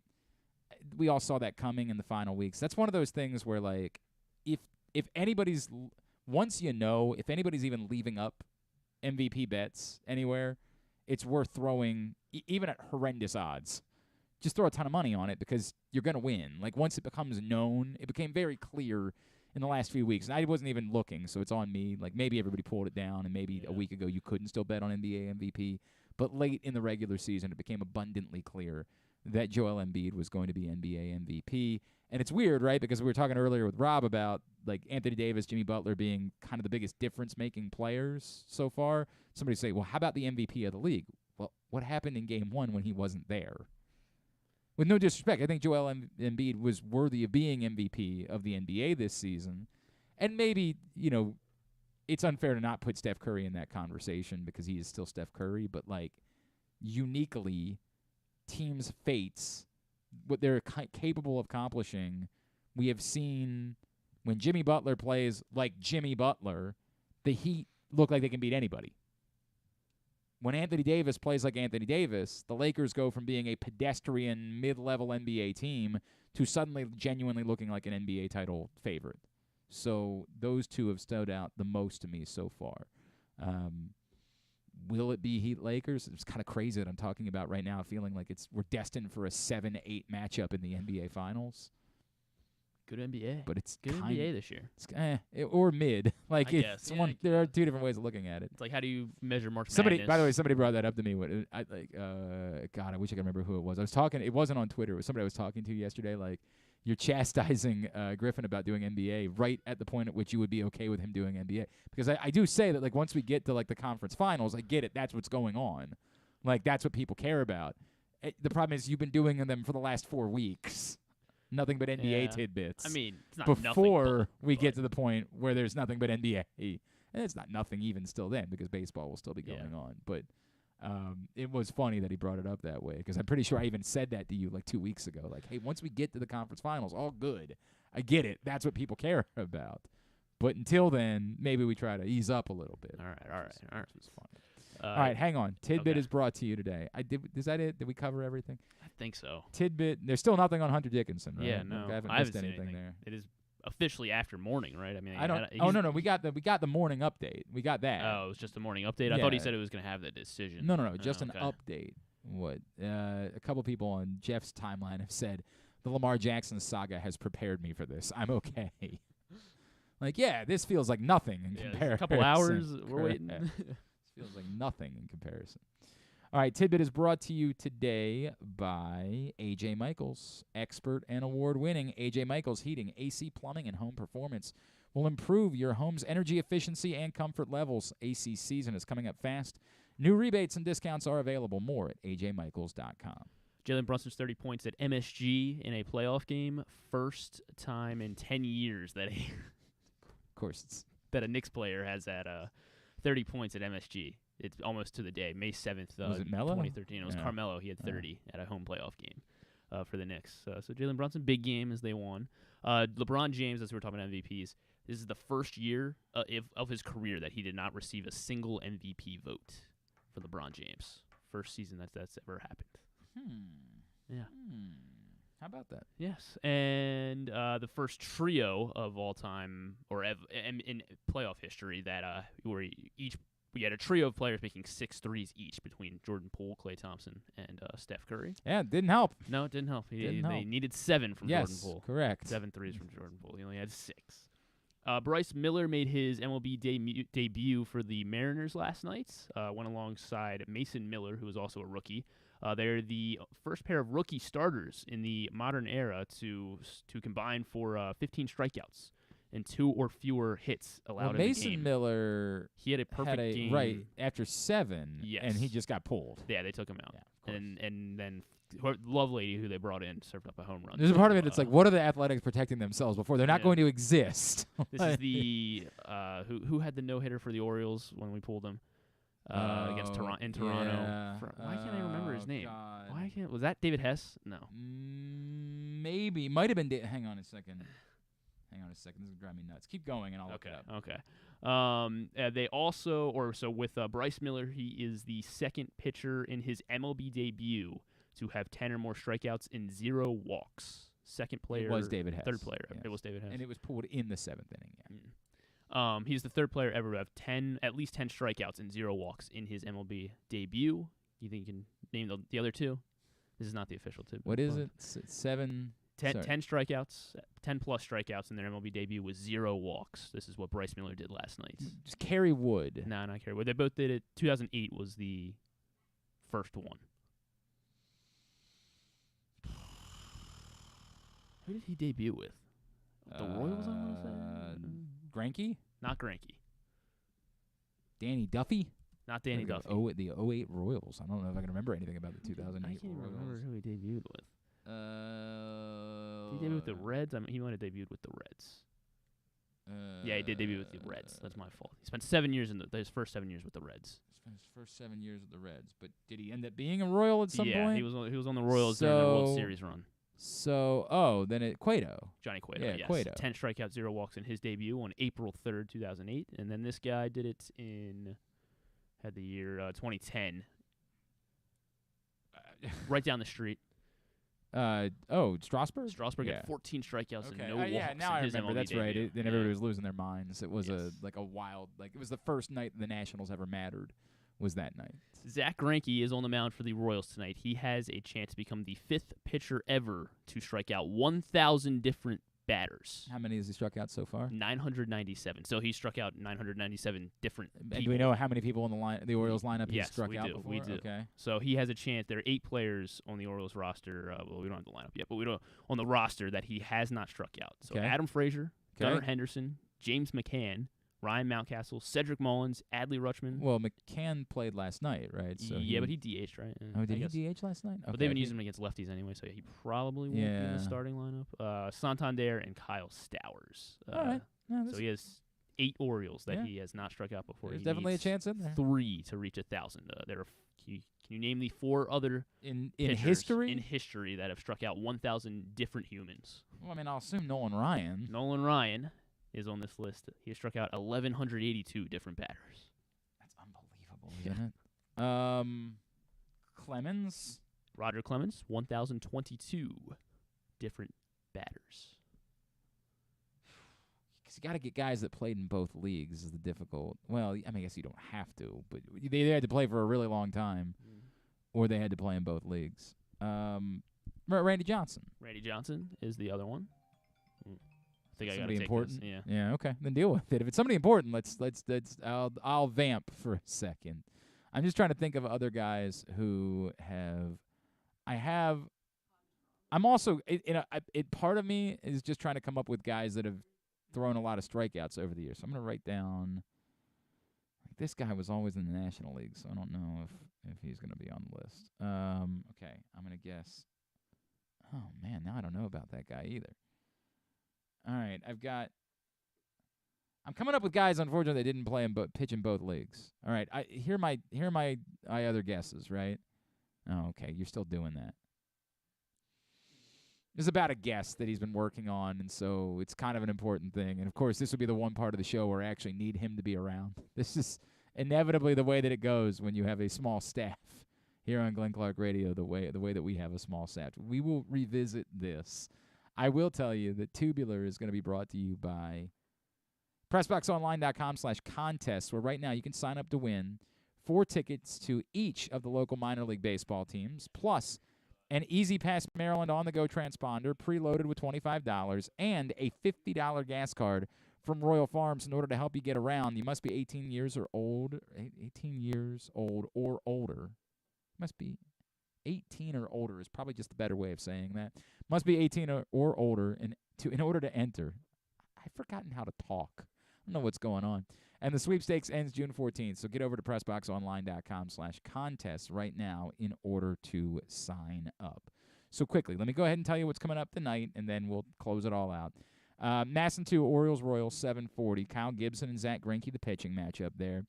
Tonight on GoMustangSports.tv, Matt Commonwealth Tournament action, Eastern and Stevenson at 7. Loyola stuns Navy on the road last night, advances the Patriot League semifinals, where, it won't be easy for them. They got to face BU, but, they'll give it their best shot. Loyola with a really surprising 12-7 win in Annapolis last night. Stevenson hosts Eastern tonight at 7. Sixers-Celtics game 2 at 8 on TNT. No late game tonight as they're trying to get the series that started early kind of lined back up. So tonight and tomorrow night, only 1 game each in the NBA playoffs. ESPN's got Devils-Hurricanes game 1 tonight at 7. Oilers-Golden Knights game 1 at 9:30. Masson Cubs-Nationals at 7. MLB Network Giants-Astros at 2. Blue Jays-Red Sox at 7. Mariners-Athletics at 11. USA for Man City and West Ham United at 3 o'clock. We don't like West Ham anymore because of Coach Nate. Yeah, because of Coach Son of bad a guy. bitch. He's telling you, be prepared. His redemption's coming up, man. Be prepared. I mean, he got the girl. You're pretty much he got right. the girl. He's almost already. redeemed at this point. Correct. Like, he seems like a decent guy again. He did the sweet thing where he tried to make that arts and crafts project for her. Like, dude, he's kind of a scum. I mean, he's spitting all over the place. I understand, but you can see where it's going. Yeah, he's ultimately going to end up back at Richmond as the coach. He is going to give the middle finger to Rebecca's husband or ex-husband, and he is going to come back, and he's going to replace Ted, and that's the way you can just see it. It's all moving into place. TBS tonight for AEW Dynamite at 8, which is live from CFG Bank Arena. Ooh. So live from Baltimore for TBS and AEW Dynamite tonight. Go ahead, do the non-sports stuff, and then we'll get back to Tidbit. Okay. Well, that's right. So I guess there's no late nights again. Yeah. It is the series finale of The Goldbergs on ABC. That's about 5 years too late. New episode of Survivor as well. New episode of Dave. New episode of Ted Lasso. Ed Sheeran's got a documentary series on Disney Plus. Isn't he being sued? Didn't we find that out? That, Ed Sheeran's being sued. He's being sued because he has a song that's too much like a Marvin Gaye song or something like that. Hold on a second. Ed Sheeran lawsuit. Ed Sheeran, yeah. Did Ed Sheeran copy Marvin Gaye? That's from CNN. Well, that's how what's his face Pharrell got sued, right? Because Blurred Lines ripped off a Marvin Gaye song. Wasn't that just a couple of years ago? There's so much music out there. I understand. I think that was basically Ed Sheeran's defense was that hey, all music sounds alike these days. This is the problem, right? Because Blurred Lines was actually a good song. I get that the music video was problematic and troublesome. And the message is kind of troublesome within the song, but the song itself was a banger, right? It was excellent. Ed Sheeran's songs are not. They are as mediocre gets. Galway Girl, dude, come on. I don't even know what that song is, so maybe that's a good song. That's my brother's favorite song. Every song that I've ever heard from Ed Sheeran has been equally as mediocre and forgettable as the last one. It is just what Steph Curry is to shooting three-pointers, Ed Sheeran is to making forgettable, mediocre music. Just they do utterly all sound pretty much the same. I can't. He's ripping off himself every time. Basically, yes, he should sue himself for ripping himself off. It's how I feel about the girls that are obsessed with Morgan Wallen, despite the fact that he's clearly a piece of crap. His music is so mid. I can understand it if somebody's making great music where you're okay, I get that he's problematic, but I kind of want to deal with it. Did you see the thing of those people that were pitching up and down country music artists, and they did Morgan Wallen, and when they pitched him up, I guess he sounded identical to Miley Cyrus. Really? Yes. Okay, and then they did it with I forget what the other one was. But his songs are just meh. And I can enjoy a good pop country song. I am not stuffy that way. If it's good, I will sing along to it. I enjoy some Darius Rucker, man. I can mess with a pop country song every now and then. But these are just the definition of mid. Absolutely nothing remarkable at all about any of it. And he's a racist. And he gets drunk and skips shows, and he's just not a good guy. Yeah, I know he's probably got 5 songs in the top 15 or 20 right now on Spotify. I can say I don't think I can name any. Proctor makes a point about Ed Sheeran that I understand where he's coming from, but I'm going to make a defense of John Mayer here because Proctor says that he feels like Ed Sheeran has become the new John Mayer, and in a way I agree with that. But at least with John Mayer, we knew there was a sheer talent that was overwhelming, right? John Mayer can shred on a guitar. He could go sit in with some of the greatest guitarists of all time and hold his own in those situations. Yes, his songs, mostly mid, mostly forgettable. Every now and then there was a John Mayer song where you're dude, this is actually pretty good. Oh, they're all pretty good.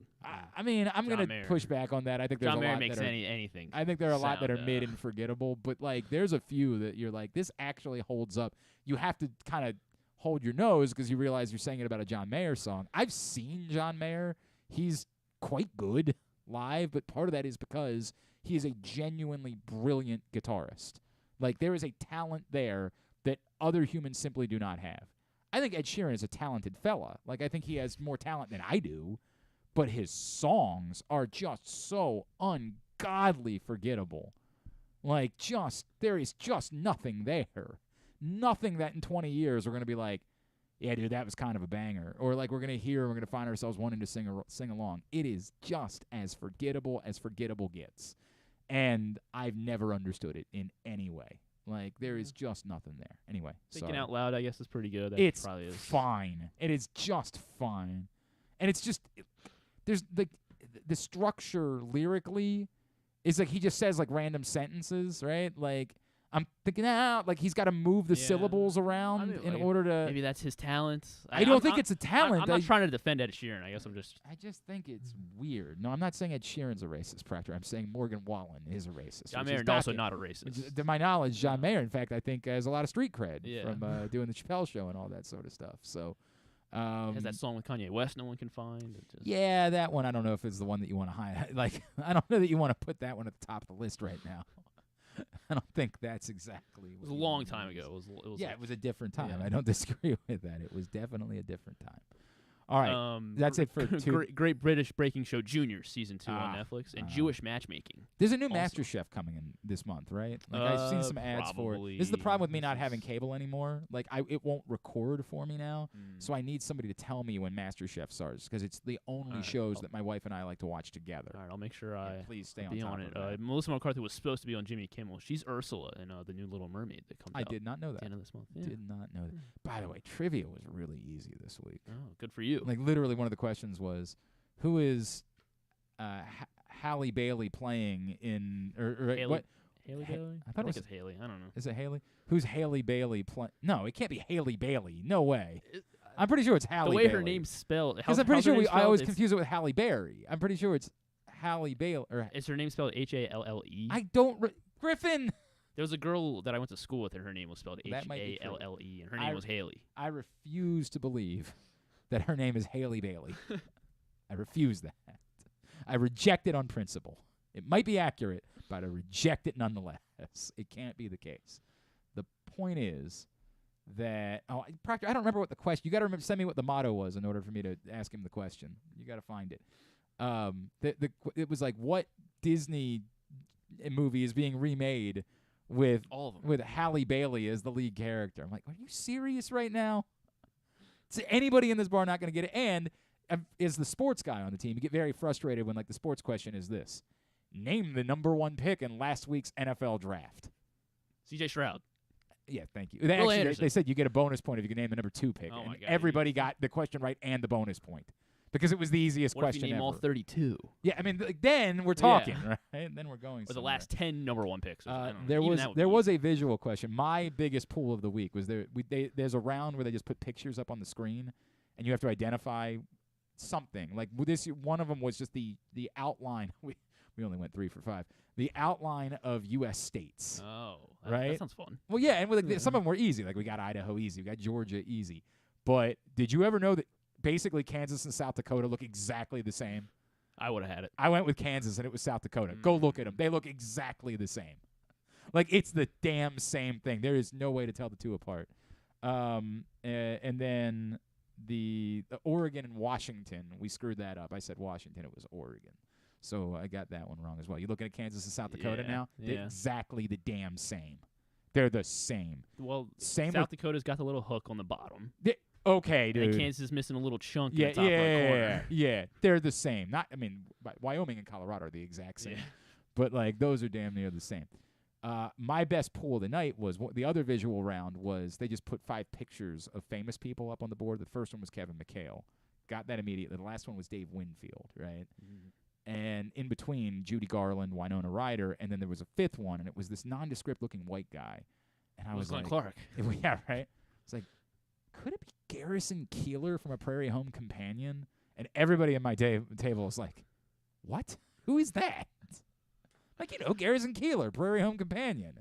They're looking at me like, sure. And so now I'm like, okay, because I want it to be Garrison Keillor because I know Kevin McHale's from Minnesota. And I know that Dave Winfield played in Minnesota. So they were all related to. So the theme, because they said there was a theme for the round, I was like, the theme could be Minnesota. So if it's Garrison Keillor, who I know is from Minnesota, this would all make sense. And so we just decided we were going to go with it. And sure as F, we were right. Now, I had no idea that Judy Garland or Winona Ryder was from Minnesota at all. I couldn't have told you that. But we sure as F, we got all of them. Yeah. Wow. Were you the only one that got all of them? I think we might have been the only one that got all of them. That's impressive. I think that was true. I think other people figured out that Minnesota was the theme, but I think we're the only one. Yeah, Proctor wants to be known for the record that he knew it was Oregon. Maybe you should have spoke up a little bit louder, Proctor. We did win, so none of this matters. But we won because Proctor got the final. The Olympic motto has always been faster, higher, stronger. But in 2021, they changed the Olympic motto by adding one word to faster, higher, stronger. What was the one word? Oh, my gosh. Faster, higher, stronger. Faster, higher, stronger. I have no idea. Better. You know what? You're onto something. You have an idea, and I appreciate that you have an idea for the theme. It is a word that ends in ER. But if we had gone with you, we would have been losers for the week, sadly. Proctor came up with it, and as soon as he said it, I was like, oh, my God, that's great. And he didn't know. He was just tossing words out. But the context clues. Cooler. No, think about 2021. Just think about that. The context clues of why this one word made all the sense in the world, and I said immediately, that's got to be our answer. Oh, that ends in ER. Ends in ER. Ends in ER, and then we got to go because we're supposed to drag this out till. Jeez. Yeah. What was going on in the world in 2021? We were coming over a pandemic. Yeah. I'm trying to think. And we were resilient, but that doesn't end in ER. And we were also coming off of a year where there had been protests, right? Yes. So it was. We came back. Better, stronger, faster. Together, which ends in ER. Yeah. Yep. So he said that. I said, that's the one. That is the one. That's a good one. And so we won. Good job. Well because of that. Yeah, it was Proctor on that one. That one he got for sure. Good job, John. All right. He also had some guesses for the strikeout one. Remember, we got so three you had of them. We Nolan got Ryan. Ryan Clemens and Randy Johnson. He wanted to throw in both Scherzer and Kershaw. He would be incorrect. Yeah, the problem is they're both NL. Like it's one league. Did Scherzer? He was in Detroit, obviously, but he wasn't there for very long. But Verlander's largely been Verlander, but I think he's largely been AL, right? Yeah, it's not Verlander. It's not Verlander. Maddox was always NL. Maddox. It is Greg Maddox. How is that possible? Greg Maddox. Because he was always NL, right? Like he was always. Yeah, he. I guess he stuck around long enough. 1,049. Wow. So he is third on this list. Ryan, Johnson, Maddox, Clemens, and with 3 Orioles strikeouts of Orioles that he has not struck out before, he will be. He will join this list. Zach Very good. Very good. Thanks today to Tevon Sadler, Aberdeen native, now Nicholls head coach. Thanks also to Rob Long, and thanks to Andrew Vorhees, 7th-round pick of the Baltimore Ravens. We'll get all of it up in the greatest hits section of the Oh, my God, it's so good. tab at GlennClarkRadio.com. On the program tomorrow. Bowie. Cade Povich. Yep, we make our weekly trip to the Bay Sox, catch up with Cade Povich. Stuff and things. Yes. Thanks to everybody at PressBox, all of our great sponsors and partners, AJ Michaels, Glory Days Grill, Royal Farms, Costas Inn, Hartford Community College, Birdland Sports, your local Toyota dealer, buyatoyota.com, and All American Lacrosse. Thanks to Griffin at Griffin_Bass. Follow us, Twitter, Instagram, and TikTok at Glenn Clark Radio. Have a great Tuesday evening. Go Birds. Duke sucks.